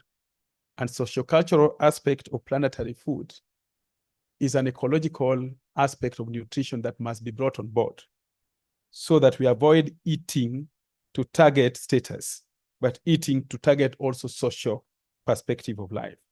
So we must come back to the table. What are we saying about the plant-based? Many scientific reviews, of course, if you go to study, you will see them. It is evidence that plant-based diet could be more friendly diet to respond to human and environment. We are not saying that animal products diet is wrong, is bad.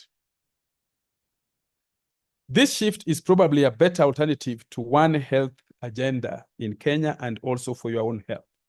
However, we require a lot of proper dialogue between the food scientist, that is nutritionist, dietitian. Social scientists must also come on board. And of course, those who implement policy. Our food systems, as well as food with chefs, is very important.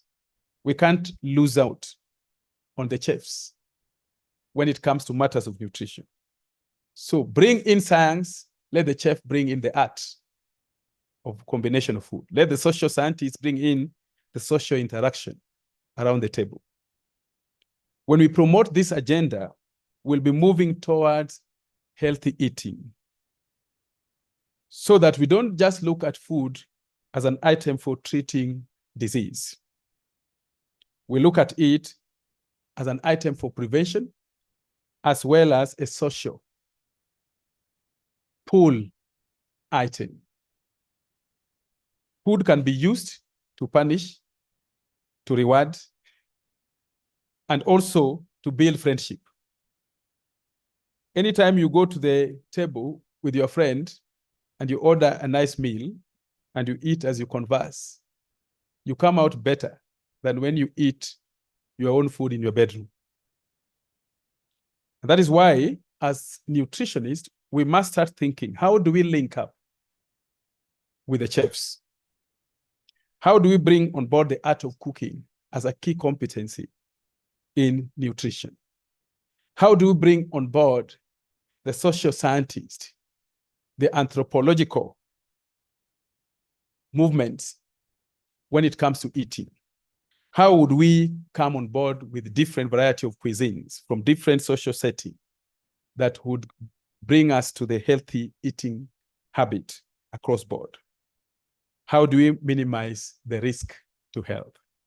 So what I wanted to bring on board is that food is not about the nutrient and disease. We are losing on social aspect, social cultural perspective of food. The cuisines must come back and we must study different cuisines. Now we are here with Italian cuisine. If we work very well and we ensure that we get different recipes, like what has been given to us by Chef in his book, we probably may come up with different ideas on how we can present our food, which is healthy. Remember, the background is freshness. It's the social aspect and the combination in that food. If we lose out on that, then we don't talk nutrition. We don't talk dietetics. So we must wake up as nutritionists to now say that we are better cooks with science. But if that is missing, then we have a series of webinars where we can bring on board different chefs so that they can teach people how to cook food, not just how to use food to treat, how to cook food. And that can solve your problems at household level. Many husbands have run away because their wives didn't know how to cook. You shall not be one of them. If they run away, they will be pulled back by what you put on the table and how you present it. Many restaurants have been closed because the chefs there did not know how to cook. And many hospitals have suffered and have killed many people because the nutritionists there, the cateresses and the chefs didn't know how to cook. It is the time for us to do that. Thank you very much.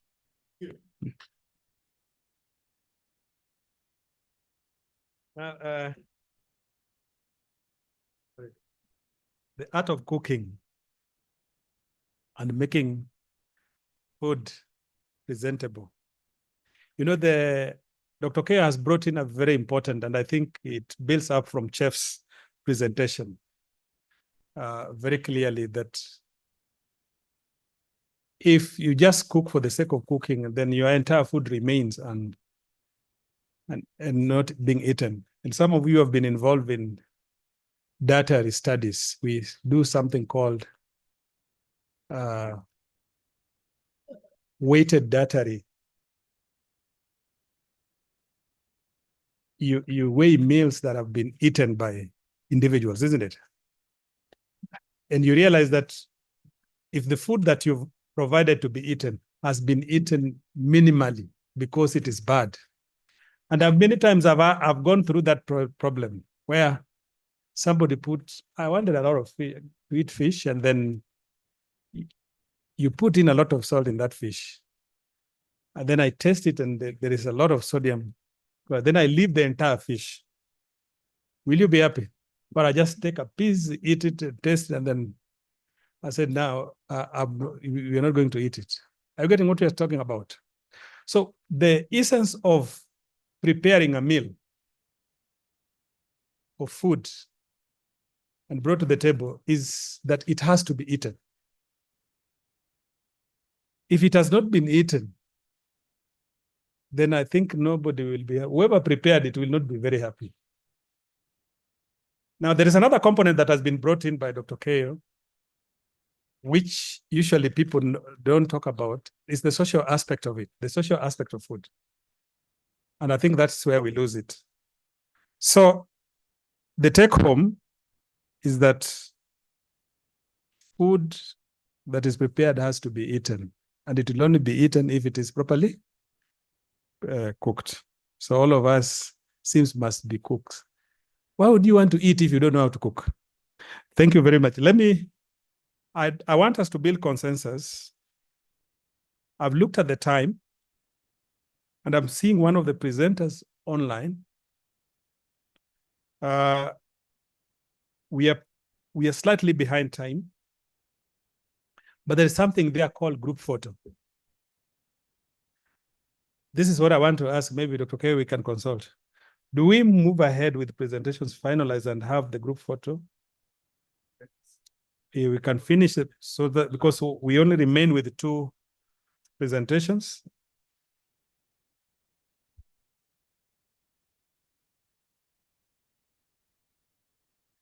Okay.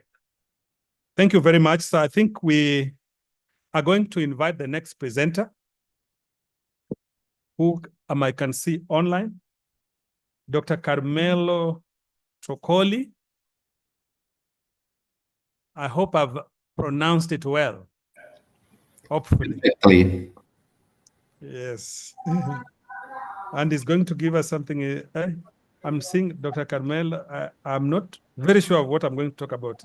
It's called Campagna Amica. I don't know what that means, but since it is written here, it's okay. And Carmelo is going to present us something on biodiversity and healthy nutrition. the Farmers Market Initiative for More Sustainable Quality Food. So Dr. Camelo, welcome.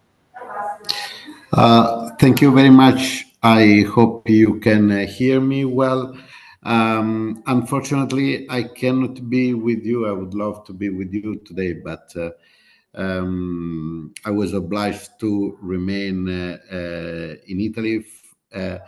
And I would like to thank the Deputy Ambassador to invite me to have this short presentation with you. I was here hearing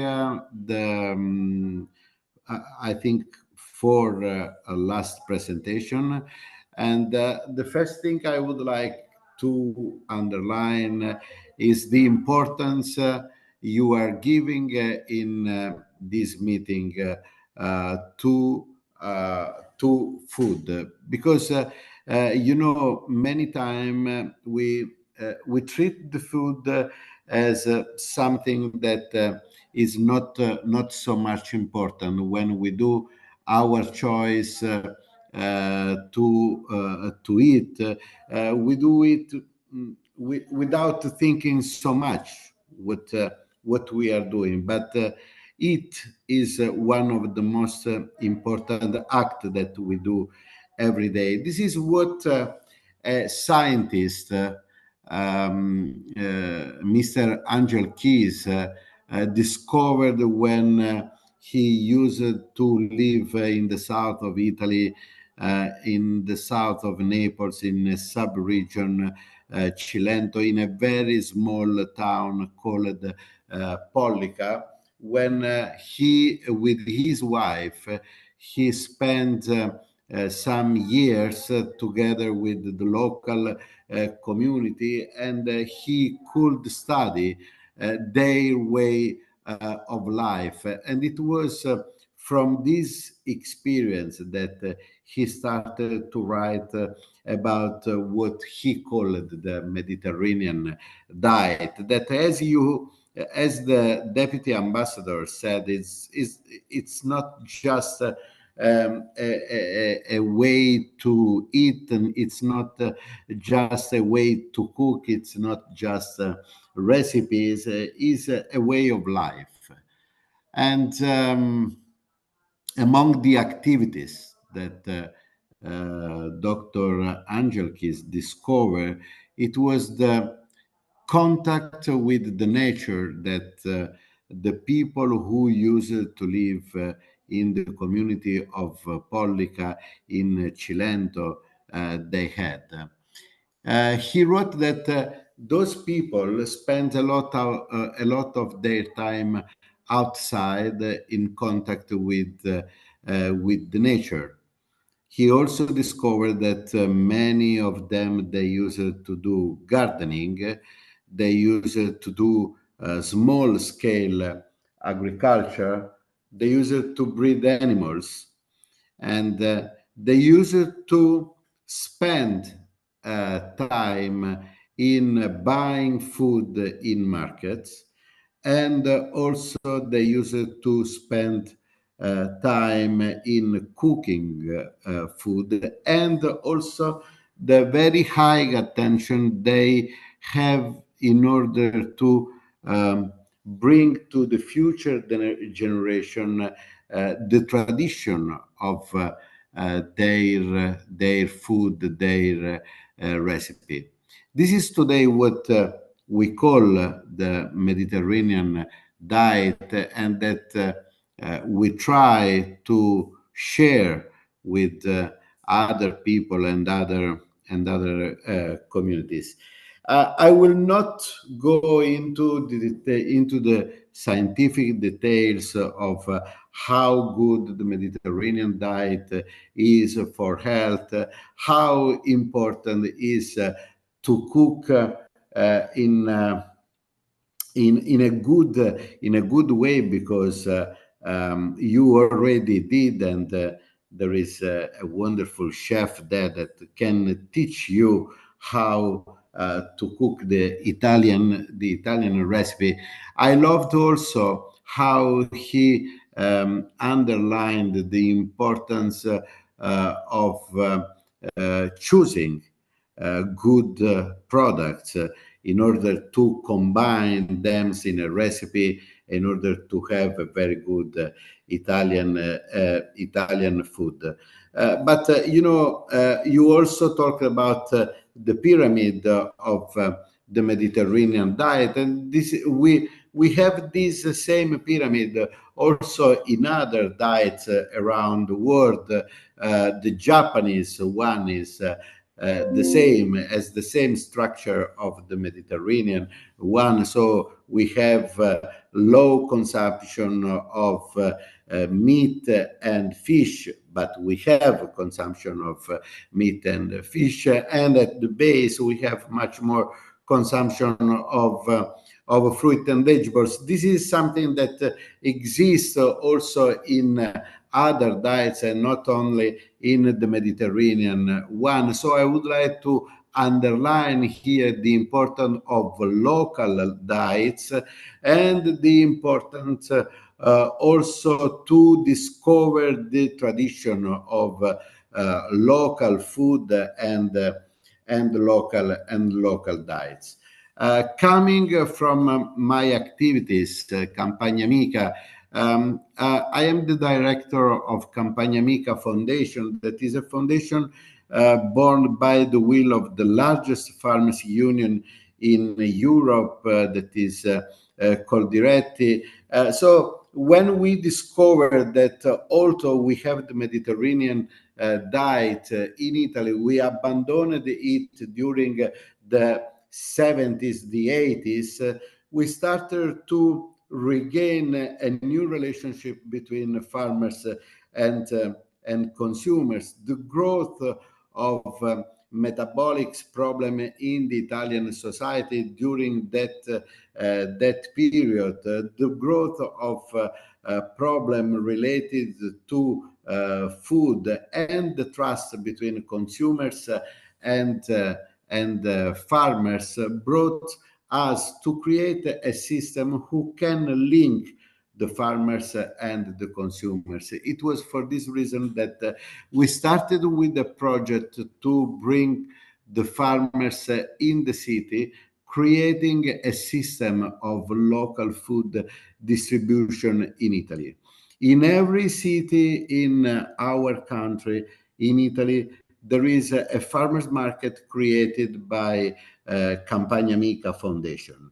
There are farmers that they can sell their products directly into the cities, and the Italian people, if they want, they can buy local food. So today we have 1,200 farmers market all over the country, more than 15,000 family farm involving in this system. This means something around more than almost 40,000 farmers, and with workers, it's a community of 70,000 people working in the network of farmers market. But please note that more than 15 million of Italian people, they love to go to buy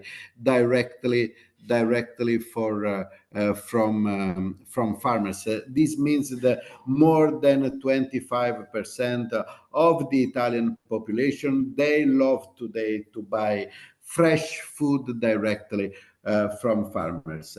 I do agree that pizza is a beautiful Italian recipe and is one of the ambassadors of the Italian cuisine around the world. But you can have a different pizza, not because the recipe, but because the ingredient we use for a pizza. You can have a very good pizza if we take care to the ingredients that we put in the pizza, and we can have a very bad pizza in terms of health if we do not care about the ingredient we put in the pizza. If we have a flour coming from a wheat who contain glyphosate that is very bad for our health, that pizza will be not good. If we use some tomatoes that is plenty of pesticide, we are not going to have a very good pizza. If we use some mozzarella that is not that has not done with fresh milk, but that has been done with powdered milk. So the pizza that we will have, maybe it can have also a good taste, but it will be not a good pizza for our health. So when we talk about the Mediterranean diet, on the top of the importance of the Mediterranean diet, as you have said already, there is the attention, the research of good raw materials in order to do a very good meal. So I think that our Italian chef, he can do full of different combination of raw materials to do very good Italian recipe. But if we don't start from a very good raw material products coming from the land, it will be difficult that we can have some good meal in terms of what the Mediterranean diet what is the Mediterranean diet request. You also underline the social role of food and of the Mediterranean diet. I would like to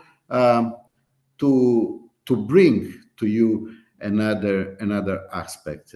In the last 100 years, we lost globally 75% of biodiversity of agriculture products on our planet.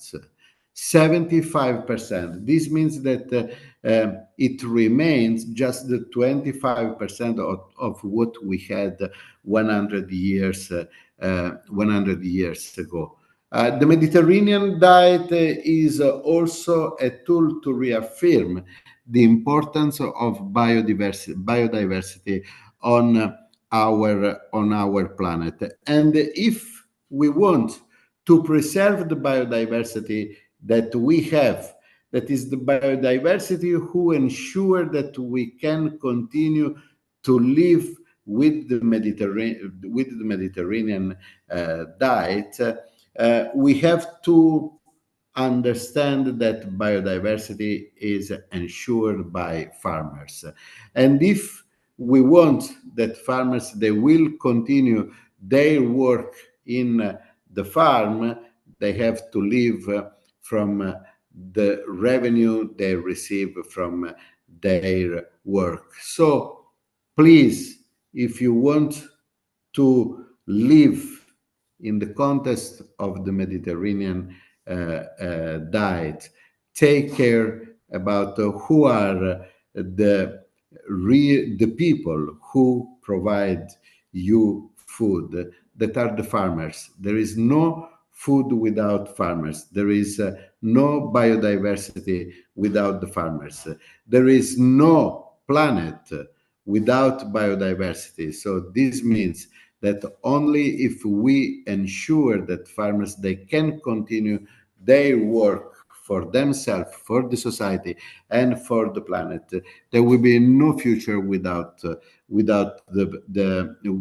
farmers. So I think that this is the message that I can bring to you as a supporter of the Mediterranean diet, as an activist of the Mediterranean diet. We don't do the recipe in the plate. We start to do the recipe from the seed to the plate. That is a much global action that needs all of us investing our time in it.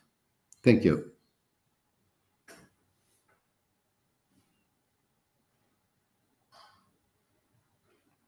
Thank you very much. It has come out very clearly from farm to fork.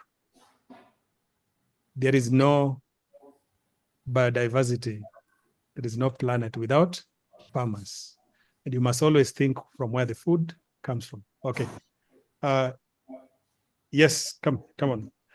As we prepare to take a photo before we do the last presentation. Buongiorno, Dr. Troccoli. Nice to meet you. I hope to meet you in Italy. I didn't mention this aspect of the product because I was so sure that it was mentioned on your speech. But of course, we know that this guys is very important for the cuisine in general, not only from Italy. Because of course, we mentioned the technique to how to cook a piece of meat. We mentioned the technique how to blanch vegetable, but of course, these products must be safe. Because otherwise it doesn't make sense follow all the chain. I hope that Dr. Troccoli will agree about what I'm mentioning now. And of course, also the fish, also the milk. Before I mentioned the flour, that is a very the flour also actually is becoming quite a problem. Yeah, I completely agree. Intolerance, gluten, pasta, pizza, you know, where these flours comes from. But at the same time is actually very good because people start asking to themselves, you know, where this flour comes from, you know, that these things before I don't think was happening, you know. So people becomes curious, you know. So grazie, Dr. Troccoli. Thank you to you. I completely agree with you, and I would like to say also that in our country we are working. We started to work some years ago, and we are still working on a strong alliance between chefs and farmers all over the country. The majority of people, so there are many chefs, people who want to do this work at a high level, that go directly to the farmers to buy fresh products, and many of them they do gardening and they do agriculture production in their gardens and restaurants. So the fresh products is at the middle of our diet. Yes, yes.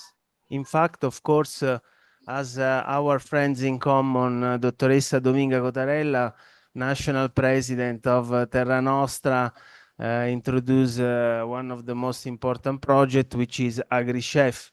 Yeah. Dr. Troccoli, I'm sure that you will agree. So every farmers and agriturismo in Italy, we have agriturismo, which is a sort of a factory with the cuisine. So, but this is a long discussion. I don't want to take the place of Dr. Troccoli because it's your. You are very. We could talk for hours, you know. So it's very correct, and yes, with our president Dominga Cotarella, that is also a wine producer and an agritourism owner in Italy, we are trying to promote also the alliance between fine dining cuisine and farmers cuisine, because they are all in the same family when they start from a good products from the Italian culture to bring the products from the farm to fork. That means, as the chef said before, the culture of our moms and grandmothers to prepare our meal at home, that they transfer also to the fine dining the fine dining cuisine is a huge, great alliance led by our president, Dominga Cotarella, who wants to show the importance of to choose good ingredients and to respect the tradition of our cuisine in order to continue what Angel Keys teach to us the art of the community of people from Cilento to live in a good relationship with the nature. You talked about alcohol before. If you drink a glass of wine and then you go to have a walk on the beach in front of the sea, it's a beautiful experience. If you drink wine and then you go fast on a car on the street, it can be a very bad experience.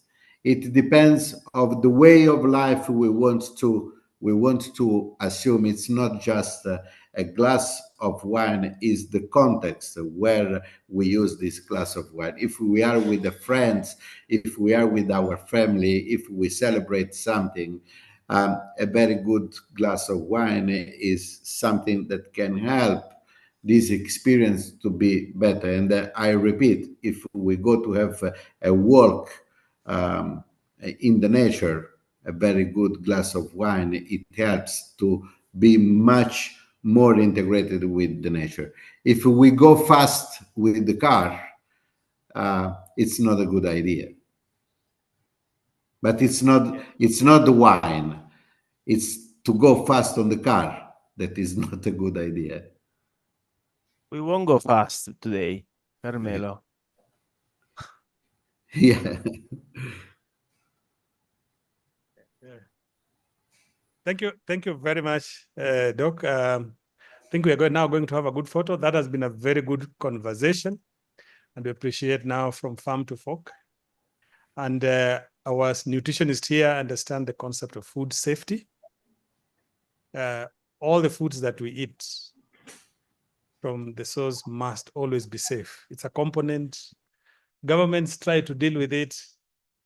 Knowing where your raw materials comes from is a critical component. And you can even see our factories are very keen to see the quality of products that they're going to use to be able to provide or give food items, isn't it? And a similar way, what we have. So may we have a group photo right here?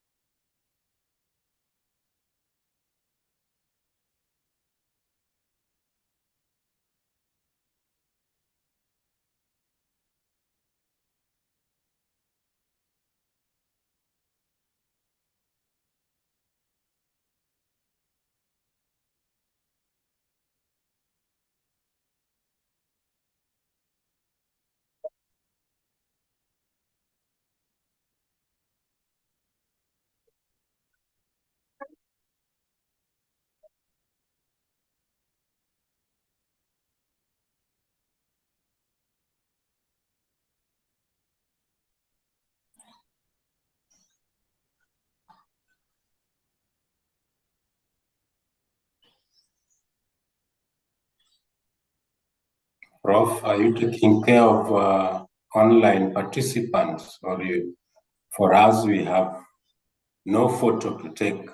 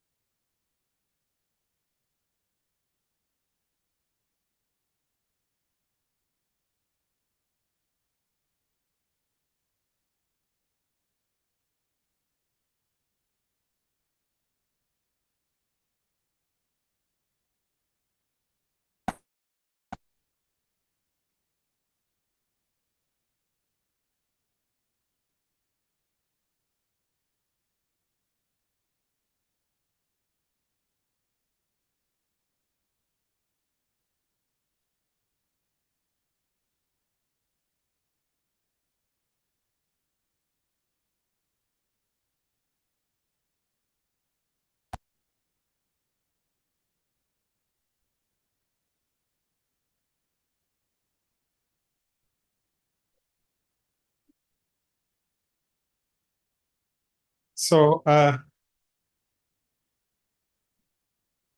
okay.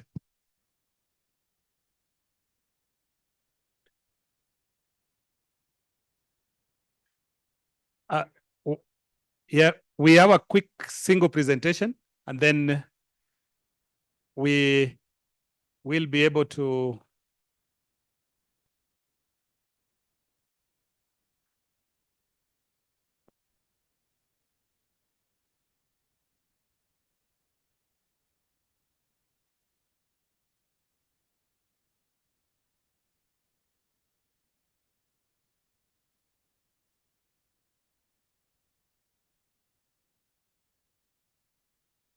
okay. Thank you very much, Chef. Yeah. Okay. So, I think, yeah. Okay. Kenya, come. Let Kenya. Okay, Dr. K, go back. Kenya can do the. Okay. Thank you very much. Again, thank you. The ambassador was following up on another State of the Nation assignment. So she had to leave before time. And she's still online with us. So we will continue. I'm also aware that Roberto Natali, the ambassador, is also online on the YouTube. So he's following.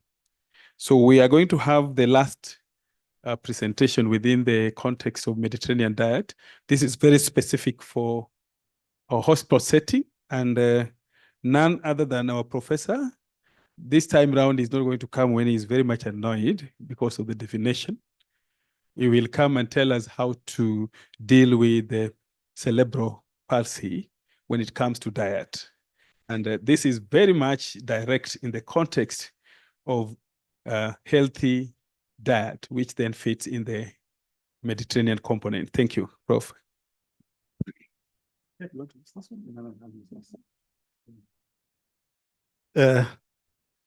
you very much.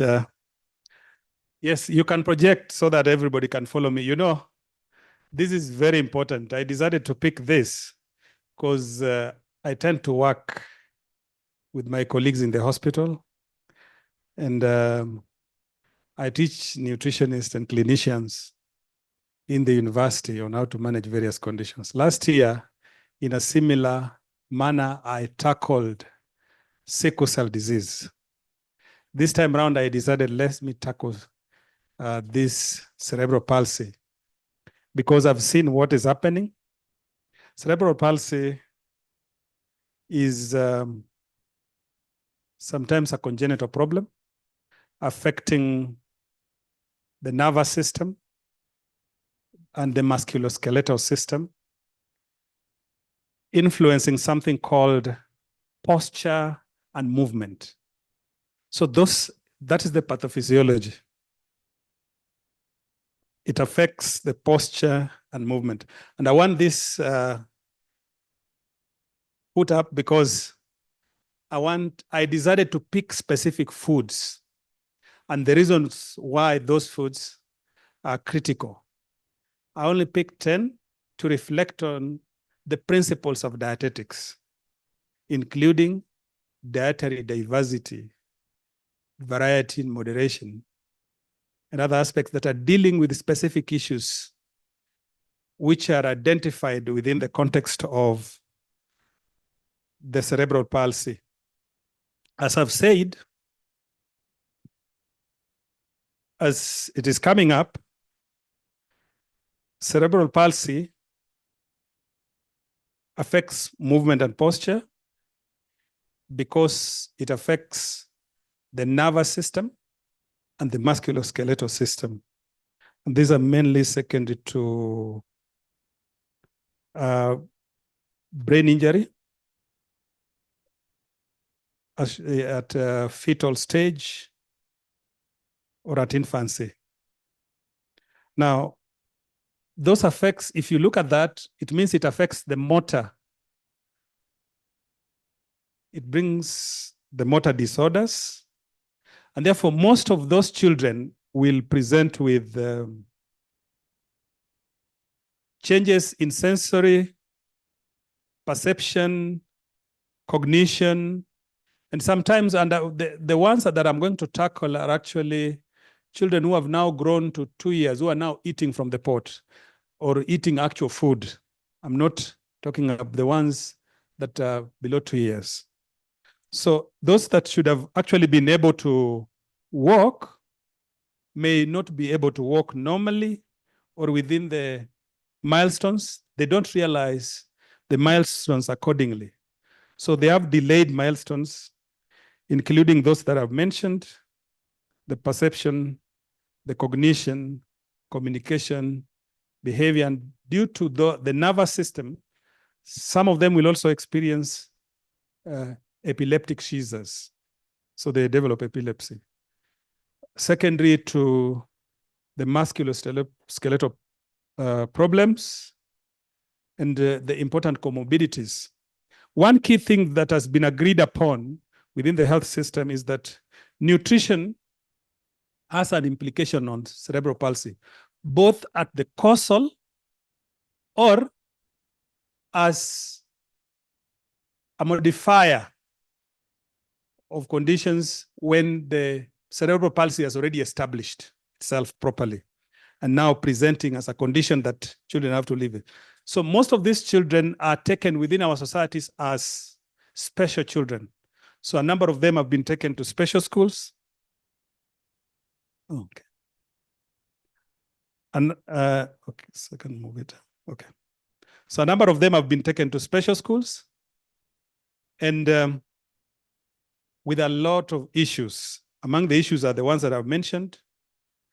They also present with symptoms of malnutrition, such as underweight, gastroesophageal reflux happens with them, constipation, and deficiencies of macro and micronutrients. And that is part of the reason why I'm going to present it. I know many of you are going to relate with this. You're either seen or you have either been affected or actually living or having a baby that is having that conditions. Now, some of the roles of nutrients, and I said very clearly at my initial, please differentiate between nutrients and food. The roles of nutrients in cerebral palsy. Individual nutrients are critical in cerebral palsy, either in modifying the already established disease or in the causal. These are I've already said it. Zinc and magnesium, for example, support the enzymatic processes or metabolic processes in our body. Iron, for example, and in this case, in the context of CP, helps in hemoglobin formation. Vitamin D and calcium are very critical for bone formation and the calcification of the bone. All of us are aware of this. Protein, not meat, not eggs. Protein. By the way, can somebody give me an example of a protein that you know? Example of a protein? Yeah? These are nutritionists. The ones on the ground. Any example of a protein? It's important for me. What? Fish. Yeah? Beans. Albumin, correct. Albumin, that's a protein. Another one? Yeah? Globulin is a protein, isn't it? Yes. Yeah? Protein needed in muscle formation, like?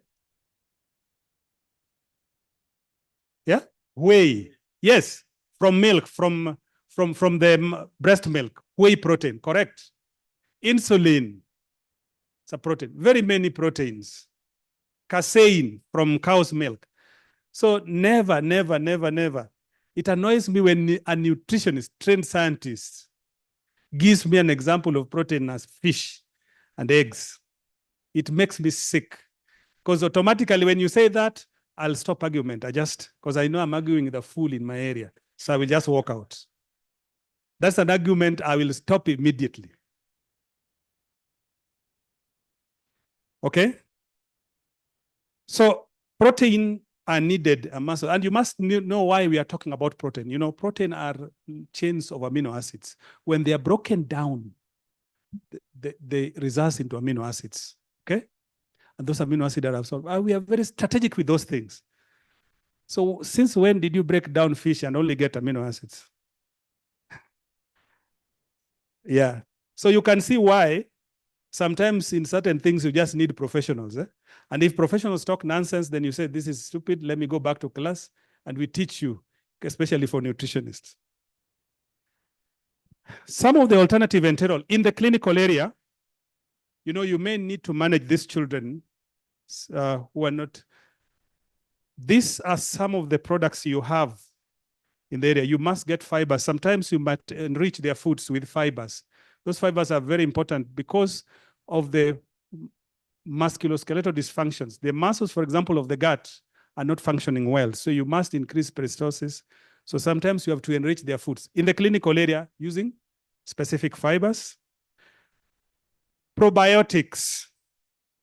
I know I presented this component last year. Here it still comes in because of the commensals that are living and also to facilitate other functions. Probiotics are very critical in the gut, okay? And especially in metabolism of specific nutrients, including arginine, which I presented last year, and very important. Prebiotics. Prebiotics are actually fibers from those non-refined foods, particularly breads and cereals. And mark my words, you can see I'm very strategic with words. I'm not talking about carbohydrates. Okay? So those fibers that are rich, they are very important. And I want you to connect that to the Mediterranean diet. I'm going to mention each foods that have come from the Mediterranean diet and its role in the management. And then within the hospital setting, you'd also want these children with CP will require essential fatty acids, including oleic, linoleic, and linoleic acids, and omega fatty acids consisting of docosahexaenoic acid and eicosapentaenoic acid. Mainly what I'm talking about is what they said, and I'm going to now list it as food. I've talked about nutrients here, and I'm going to list it as food. Olive oil. You heard them talk about olive oil. I will mention olive oil and the reason why it is important in CP, in cerebrospinal. This is very critical. Now, in cerebral palsy,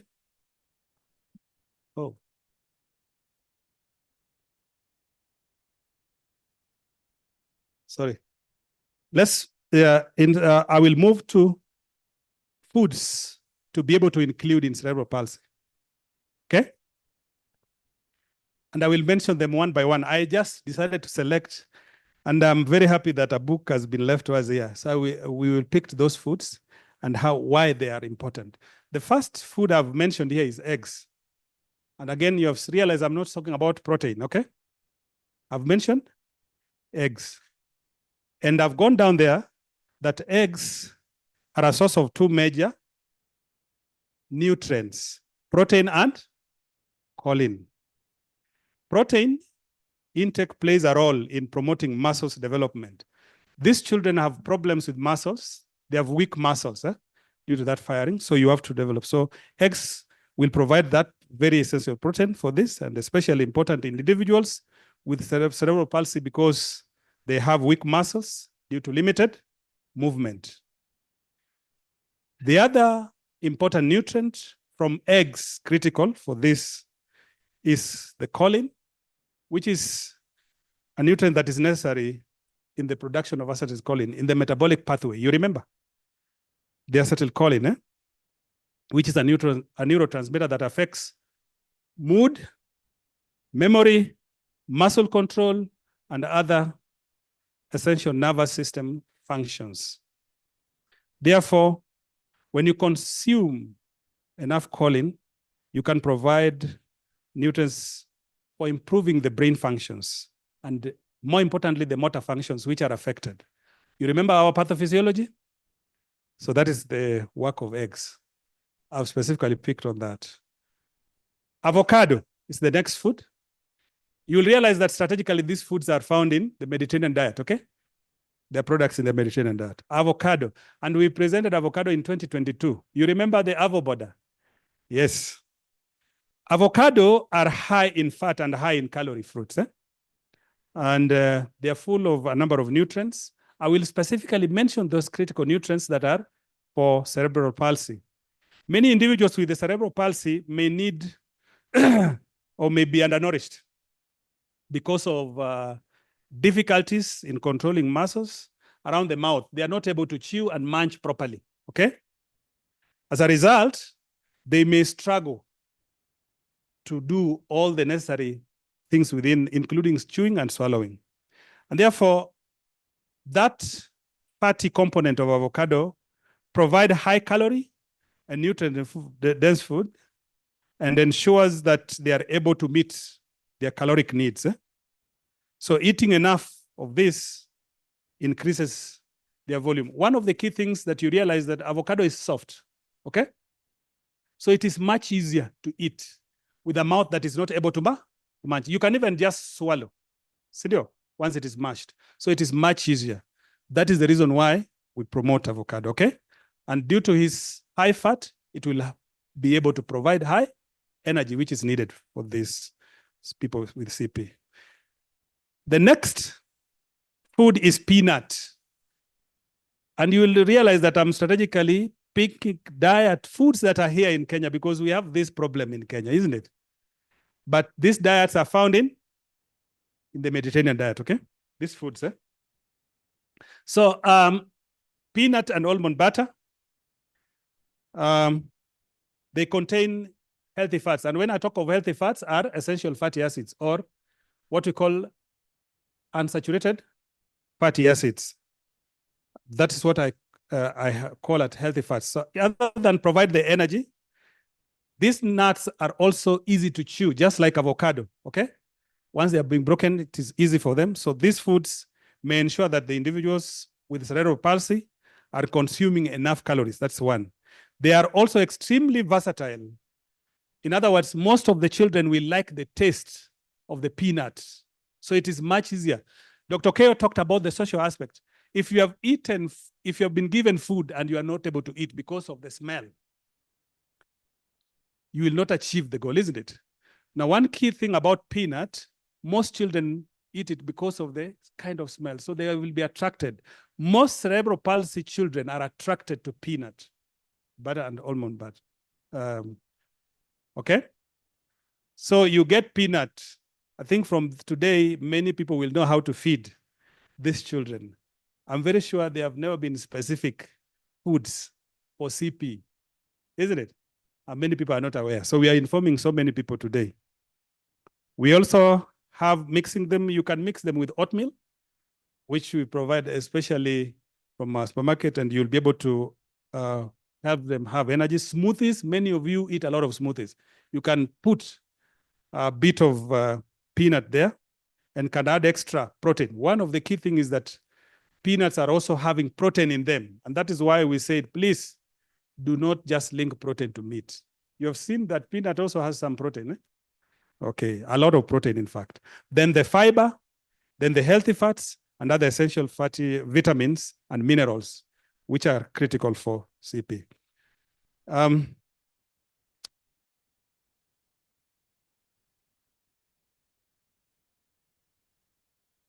Sorry, I'll see, let me move to, there is the next food is dark green leafy vegetables. Okay. The dark green leafy vegetables, including spinach, these are also components of the Mediterranean diet, okay?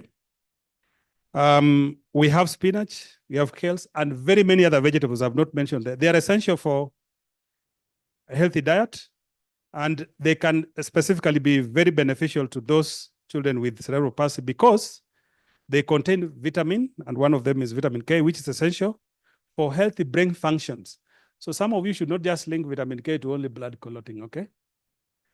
Even brain functions, and also for strong bones, for information. Leafy green vegetables also have important folic acid, which is a B vitamin that is necessary for the synthesis of the following: serotonin, epinephrine, norepinephrine, and dopamine. And these neurotransmitters help improve the mood again, and they may help regulate the heightened behavior of the behavioral problems that are common in children with cerebral palsy. Many individuals with cerebral palsy experience digestion problems, okay, due to reduced metabolic rates.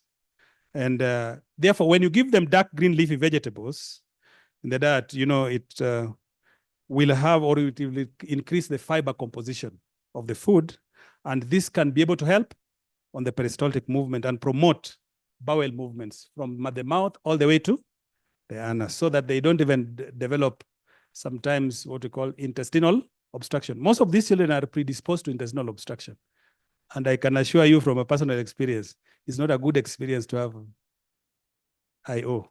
Intestinal obstruction is bad. It can kill you in a minute.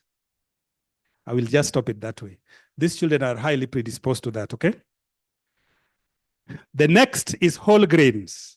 And again, whole grains were presented as from Mediterranean diet. You remember the rice? You remember the ugali? So many individuals with cerebral palsy sit in a wheelchair for most of their day because they are not able to move.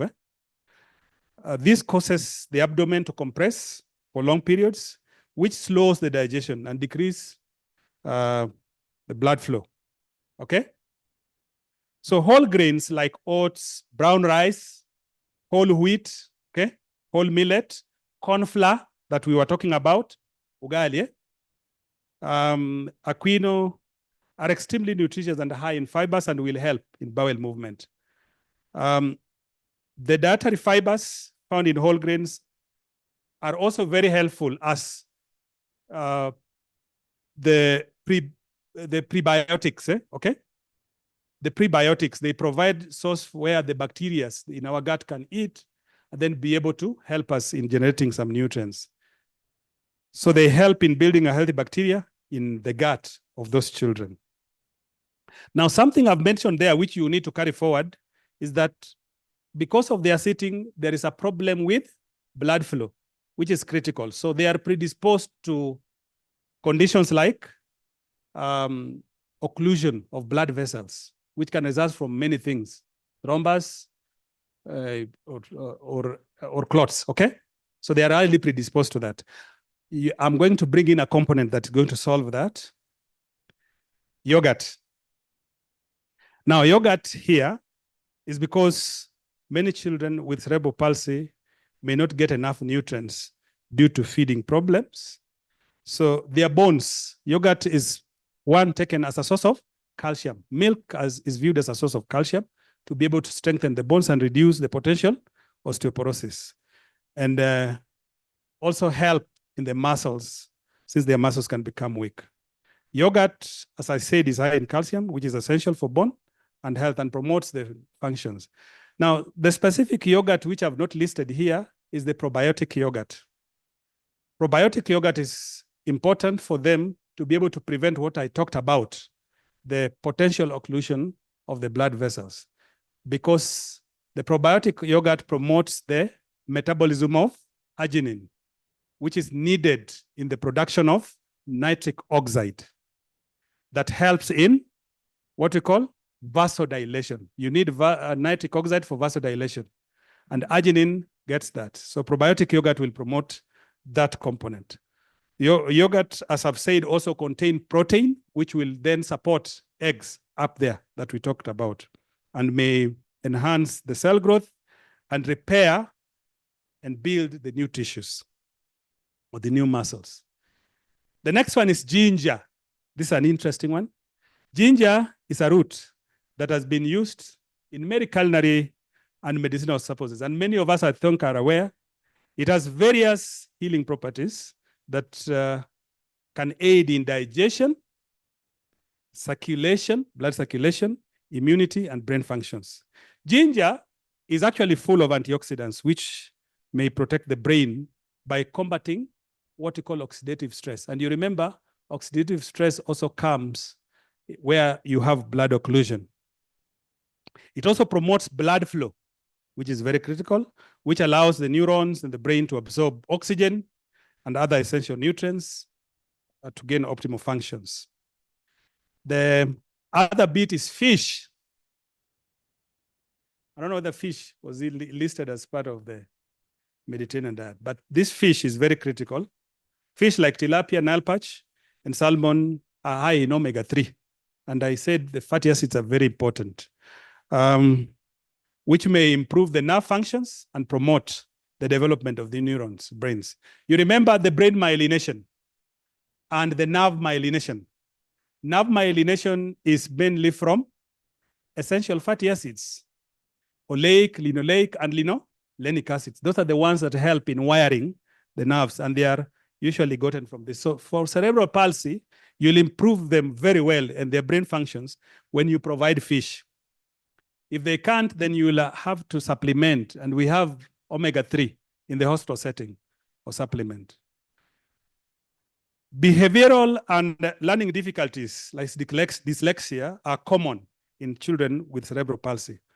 The studies, many of the studies have found that children who had increased amount of omega-3, particularly the ones that take fish, as it performed better in school than those who are not given the omega-3 in reading and even spelling, and had fewer behavioral problems. Oily fish like salmon, and I'm not just mentioning salmon, even Nile perch is very oily. Fish are also great source of vitamin D, particularly 1,25-dihydroxycalciferol, the one that is very useful in absorption of calcium, which may regulate the cell growth and communication between cells. Very important. Now, then the other is turmeric. This one all of us know, isn't it? And we have it in the Kenyan market. I specifically mentioned this so that somebody does not say this one you have to get from Italy or you have to get from other parts of the world. Turmeric is nutritious and yellow herb that is commonly found in food spices, and we use it. You need to know that as much as 50% of children with cerebral palsy also experience something called epilepsy, okay? They suffer from tonic-clonic epileptic seizures. It is suggested that the compound that is found in turmeric called curcumin has anticonvulsant properties and due to its high levels of antioxidant. Now, this is very helpful, and doctors who are online, they manage this problem using something called barbiturates. We call the drugs called barbiturates. That is phenobarbital and epanutin. And yes, phenobarb, epanutin, mainly those drugs. They call them anticonvulsants. But the problem with those drugs is that they increase the excretion of vitamin K, folic acid, and vitamin D. Those drugs. In fact, I want to inform the prescribers that whenever you prescribe those drugs, please supplement those 3 nutrients. Now, we are saying in nutrition, instead of using phenobarb and epanutin and phenytoin, please, you can add turmeric into these children and you will still go with the same issue so that you don't lose the nutrients that I've said, which Dr. K was talking about drug-nutrient interaction. If you use phenobarb, phenytoin, and epanutin, you can be sure vitamin D, folic acid will go out, and vitamin K, and they will have problem. Unfortunately, many doctors don't supplement that when they're using. So what are we saying? Please use this to avoid that. Curcumin also increases the production of an important growth protein called the brain-derived neurotrophic factor, the BDNF, which helps the brain to adapt through formation and strengthening of neural connections in the brain. And therefore, coordination is critical. So curcumin will be very critical for those. Now, those are some of the issues. And pick these so that you can advise clinicians, okay? Nutritionists, when you pick these properly, you'll be very critical for those guys because you'll be providing an alternative that not cause nutritional problems. So some of the key points that I want you to take home, I divided into 3. 1 is that an insufficient diet is the most common cause of limited growth and development in children with cerebral palsy. That is the reason why there is delayed milestone. That is the reason why these children does not match their age mates. Number 2, because every case of cerebral palsy is unique, each individuals have different nutritional needs. Therefore, it is essential. And in this case, child doctor, I mean, in fact, I should change it. I mean the dietitian and nutritionist, not the medical doctor. I will change that before it is submitted to you. To effectively manage the specific dietary issue. Okay? So you will not take a common diet, like you say ketogenic diet, then it is across board. No. Every child, every cerebral palsy condition has its own nutritional problem. So you must do proper assessment and manage that as per that specific child. Lastly, we hope, or I hope that this article will help you to understand the significant role that diet plays in the development of the children with cerebral palsy. Thank you.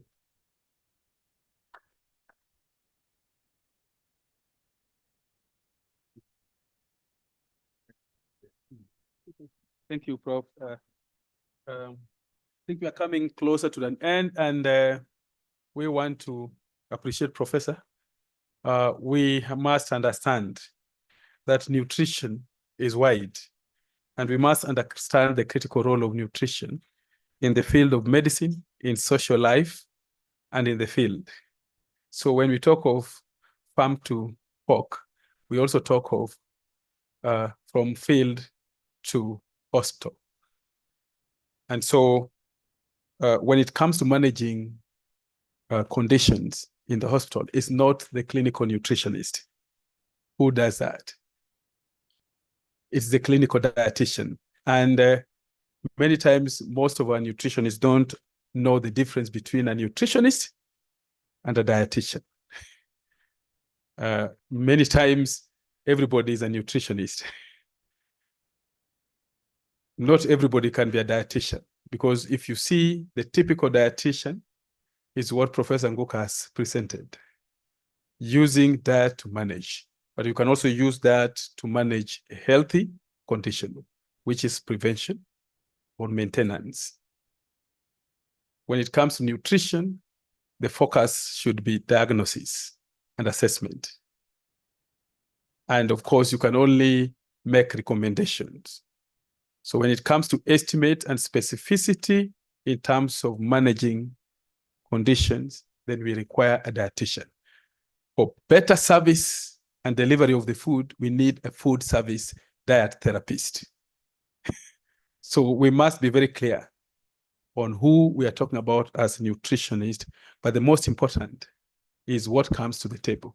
Thank you very much, Prof.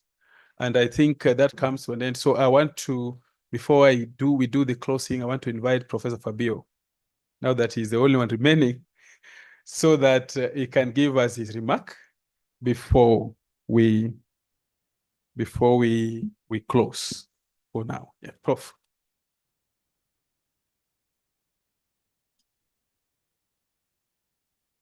Well, first of all, I want to thank you for this partnership that now is a continuing partnership and is an enduring one. And I'm confident next year, about mid-November, we will be back here for another interesting talk like we had today. Myself, I'm not a specialist in dietary or nutrition, and I learned a lot today.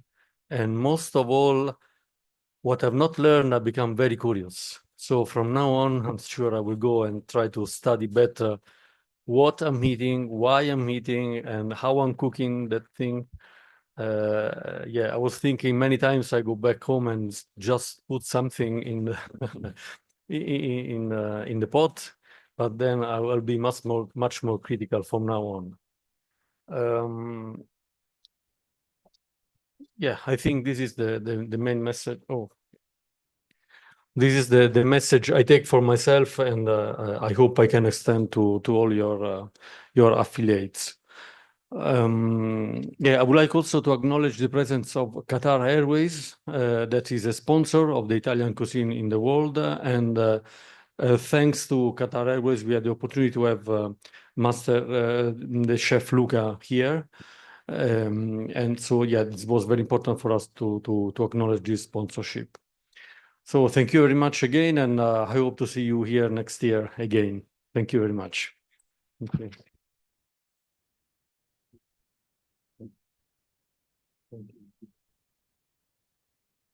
So we are coming to the end of the, do you have question? I think because of time, we can have one or two questions. Maybe you take this to one of them. You can.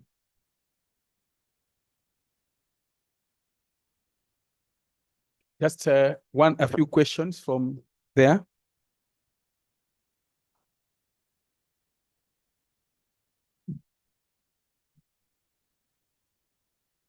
Good afternoon. My name is Dorcas, and I'd like to ask Prof a question. In the discussion, there's been a lot of, if I may say, promotion of the use of olive oil. Is it because of the production that makes it extra virgin, or is it because of the nutritional content? And if it's because of its production and the fact that it's extra virgin, would you substitute it for avocado oil?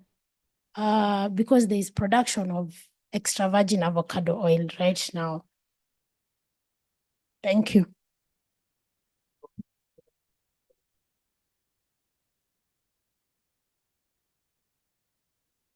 Thank you. One key thing, when we are talking about oil, and particularly olive oil, is because of the composition, the nutrient content. They are high in essential fatty acids. That's very important. And they are high in unsaturated fatty acids, which are very critical. The reason is not because it is extra virgin, but the content of that. That's why we talk about olive oil, and that is why we talk about fish oil. The end product of those oil, you consume oil as food, but what you want is the fatty acids, because we are talking about brain myelination. the brain myelination will be done by those fatty acids. Okay? So essential fatty acids, the omega-3 fatty acids, EPA and DHA, docosahexaenoic acid and docosapentaenoic acid, are critical because they reduce the predisposed factors like inflammation, and they help in the production of those very important neurotransmitters. Okay? Yeah. Maybe also what you need to do as nutritionist, when you talk about profiling of oils, you need to look at the content of essential fatty acids. So if you have avocado virgin extract, which is probably just a trade name, and you have olive oil, you need to look at what are the critical essential fatty acid in the quantities that we have across. That is when you'll make a choice, a good choice on which one to use at any given time. Most of the time, I don't think there's any that has passed olive oil. So that is the criteria you need to use. Any other question? Yes, this one. We have a question online, and what they're asking, they're back to the supplements, and the question they're asking, what about people who are at menopausal stage? They have compromised gut because of age, and they have taken some medications. Is it safe for them to have the supplements, such groups of people? We also have another one that was asking about the amount of protein that is required for people with CP. What is the amount of protein per day? Which supplement? Maybe we need to know whether it is nutrient supplement or a food supplement. Yeah. Maybe the person will type now because it was an online question. Yeah, what Dr. Kayo is saying is very important. And we said it, I think now going forward will be very clear whether it is a food supplement or a nutrient supplement. And menopausal stage has many things, because of there is something called hormonal imbalances, past 45 years. And when you're talking of menopausal, men don't go to menopause. It's only women who go to menopause. Cindy? So that's mainly the women's side. Now, the progesterone and estrogen are the hormones that are mainly affected. So at that stage, in dietetics, we use some foods to reduce the impact. And one of the foods that have been used is one that has phytoestrogen, which is the soya. We have used that because it has something very similar to the estrogen that is in women. So it helps in reducing the impact. So you can use that to reduce the impact. I know many at times at 45 years, that is when people even lose their marriages, because many marriages at that time, they cannot be very rosy. There will be fights. Because of that change, it requires you to understand those changes. Now for the gut health, I think we have talked much about gut health. When somebody is sick and is using, for example, antibiotics, you kill the commensals. And when you kill the commensals within the gut, then it means you have to replenish them. So probiotics becomes important to be able to replenish the gut. And of course, for some of these, because of those changes in hormones and sometimes the use of drugs, you have to replenish. So you're going to use a food to supplement that. And one of the foods that we always say is those with live microorganisms. And we talk about yogurt. Mala does not have live microorganisms. Okay? Are you getting me very clearly? When you hear of Lala or Mala, all the microorganisms are dead. So for you to talk about microorganisms, so you suggest for them the yogurt. That's the difference between yogurt and, because yogurt, the end product of yogurt has live microorganisms. And those are the ones that now you introduce in the gut to enhance the gut issues. Are you getting that? Okay. Yeah, supplements, menopause. Of course, the Prof is saying is for the women, but it's also for the men, because when it comes to reduction in production of testosterone, then the men have a problem. Now, supplements cannot be a solution. That is the solution. All these menopause they occur, the hormonal imbalance occur for a long period of time, a long time. So as a nutritionist, you need to think of first, healthy diet, then think about supplement for a short-term remedy. So you cannot consume supplement as a food if it is a nutrient supplement. And you will see at the back of every supplement is very clear. It is not food. It's only for short-term application. Now, long-term use of supplement is also very dangerous. And so we must promote healthy diet. All the things that are concentrated in the supplement are found in real food. Just onion and tomato is enough for men with problems. And garlic put together, very difficult to consume raw, but it's the best. And it is natural and healthy. You can go and read so that you can talk about healthy diet instead of healthy supplements. It is healthy diet, not healthy supplement. I want to take this chance to acknowledge the fact that we have also other participants online. We have some council members. I had seen Dr. Soti and others. I also want to acknowledge our reviewers of the Journal of Nutrition and Dietetics who are online, and any other person online there. We appreciate your time to be part of this symposium or conversation. The nutritionists and the dietitians, we must know that knowledge is very important than the job. You can be given a job which you do nothing. But if you have good knowledge first, then you can do the job well. I always say that most of those who have made medical physicians and the nurses to have a negative attitude towards nutritionists are those who are lacking in knowledge.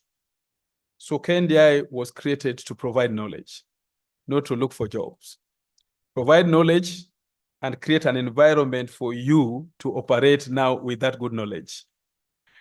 The government is there to look for jobs for her citizens. And so I would encourage you to first build knowledge, because what is important is preparation. What is important? Preparation. Can you say preparation? You must prepare yourself with knowledge so that you don't tell us that protein is meat and meat is protein. So we want to start hearing of whey, albumin, and any other globulin as protein and their functions. So that when you now tell a physician what you are prescribing as a drug is not correct with the type of meal we are providing, you are sure of what you are saying and that you'll get a job. Otherwise, they will say, this nutritionist just give us different information everywhere. You go to this hospital, the story is different. You go to another one, the story is different. So do we really need them? So shape up your knowledge first before you think of being employed. For me, I would want to employ one who is sharp and can provide a solution, not one who occupies a space. So let us be advised. So let me take this chance now to close and say, we shall be doing enough, more than enough, to ensure that we acquaint ourselves with knowledge in partnership with many institutions. But then I would want to say that ours with the Italian Embassy and the Institute, Italian Cultural Institute, will not end. So it becomes a continuous collaboration. We will be doing more topics and we'll be getting more speakers so that we can look at different areas. But more important, the Mediterranean diet that you studied when you were in campus or college, which appeared like a history, is a real diet that you can put into practice with the local foods. And more important, it can help you in the choice of food if you are an outside eater. When you're an outside eater, you must know how to choose your food, and Mediterranean is the way to go. because we are talking about the freshness, the social aspect, and the balance in every aspect of food.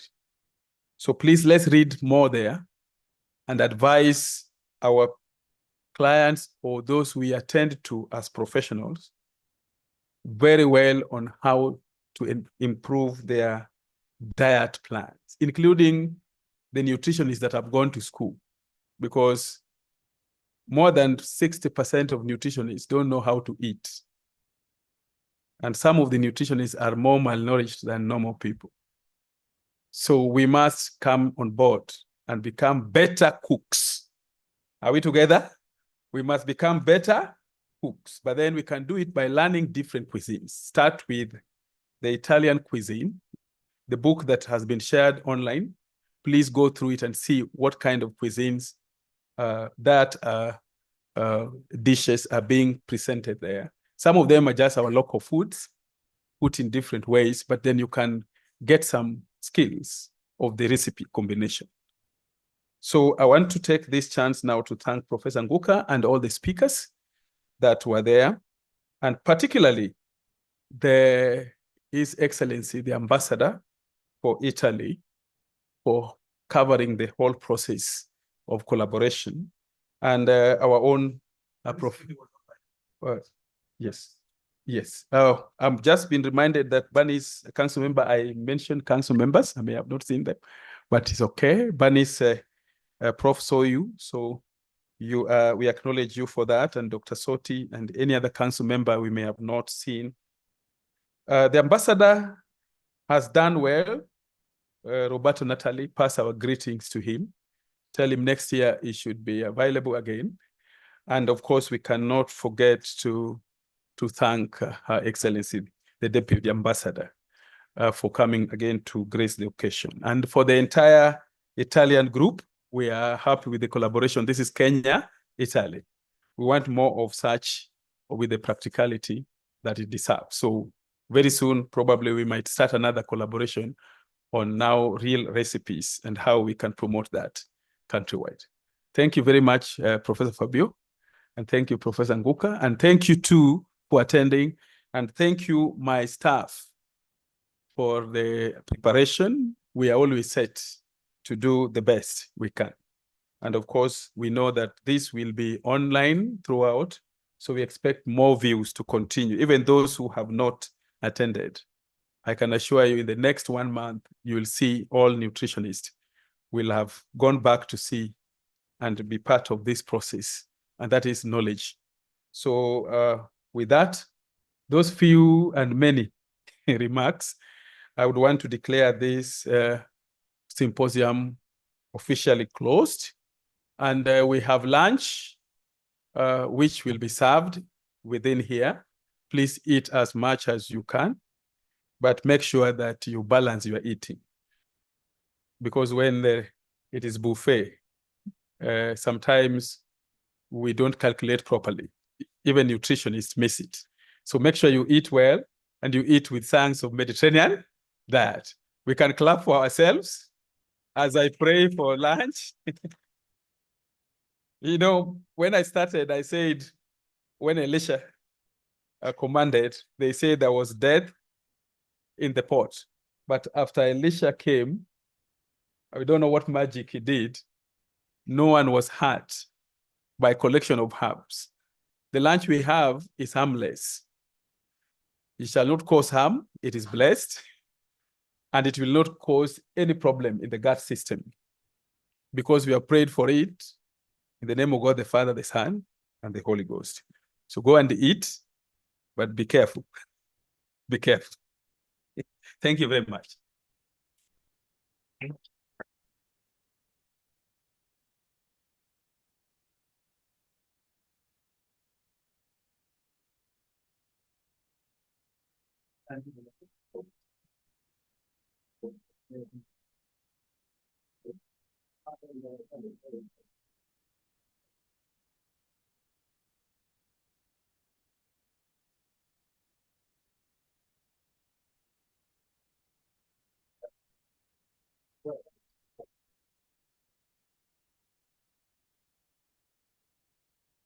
I do nothing to this.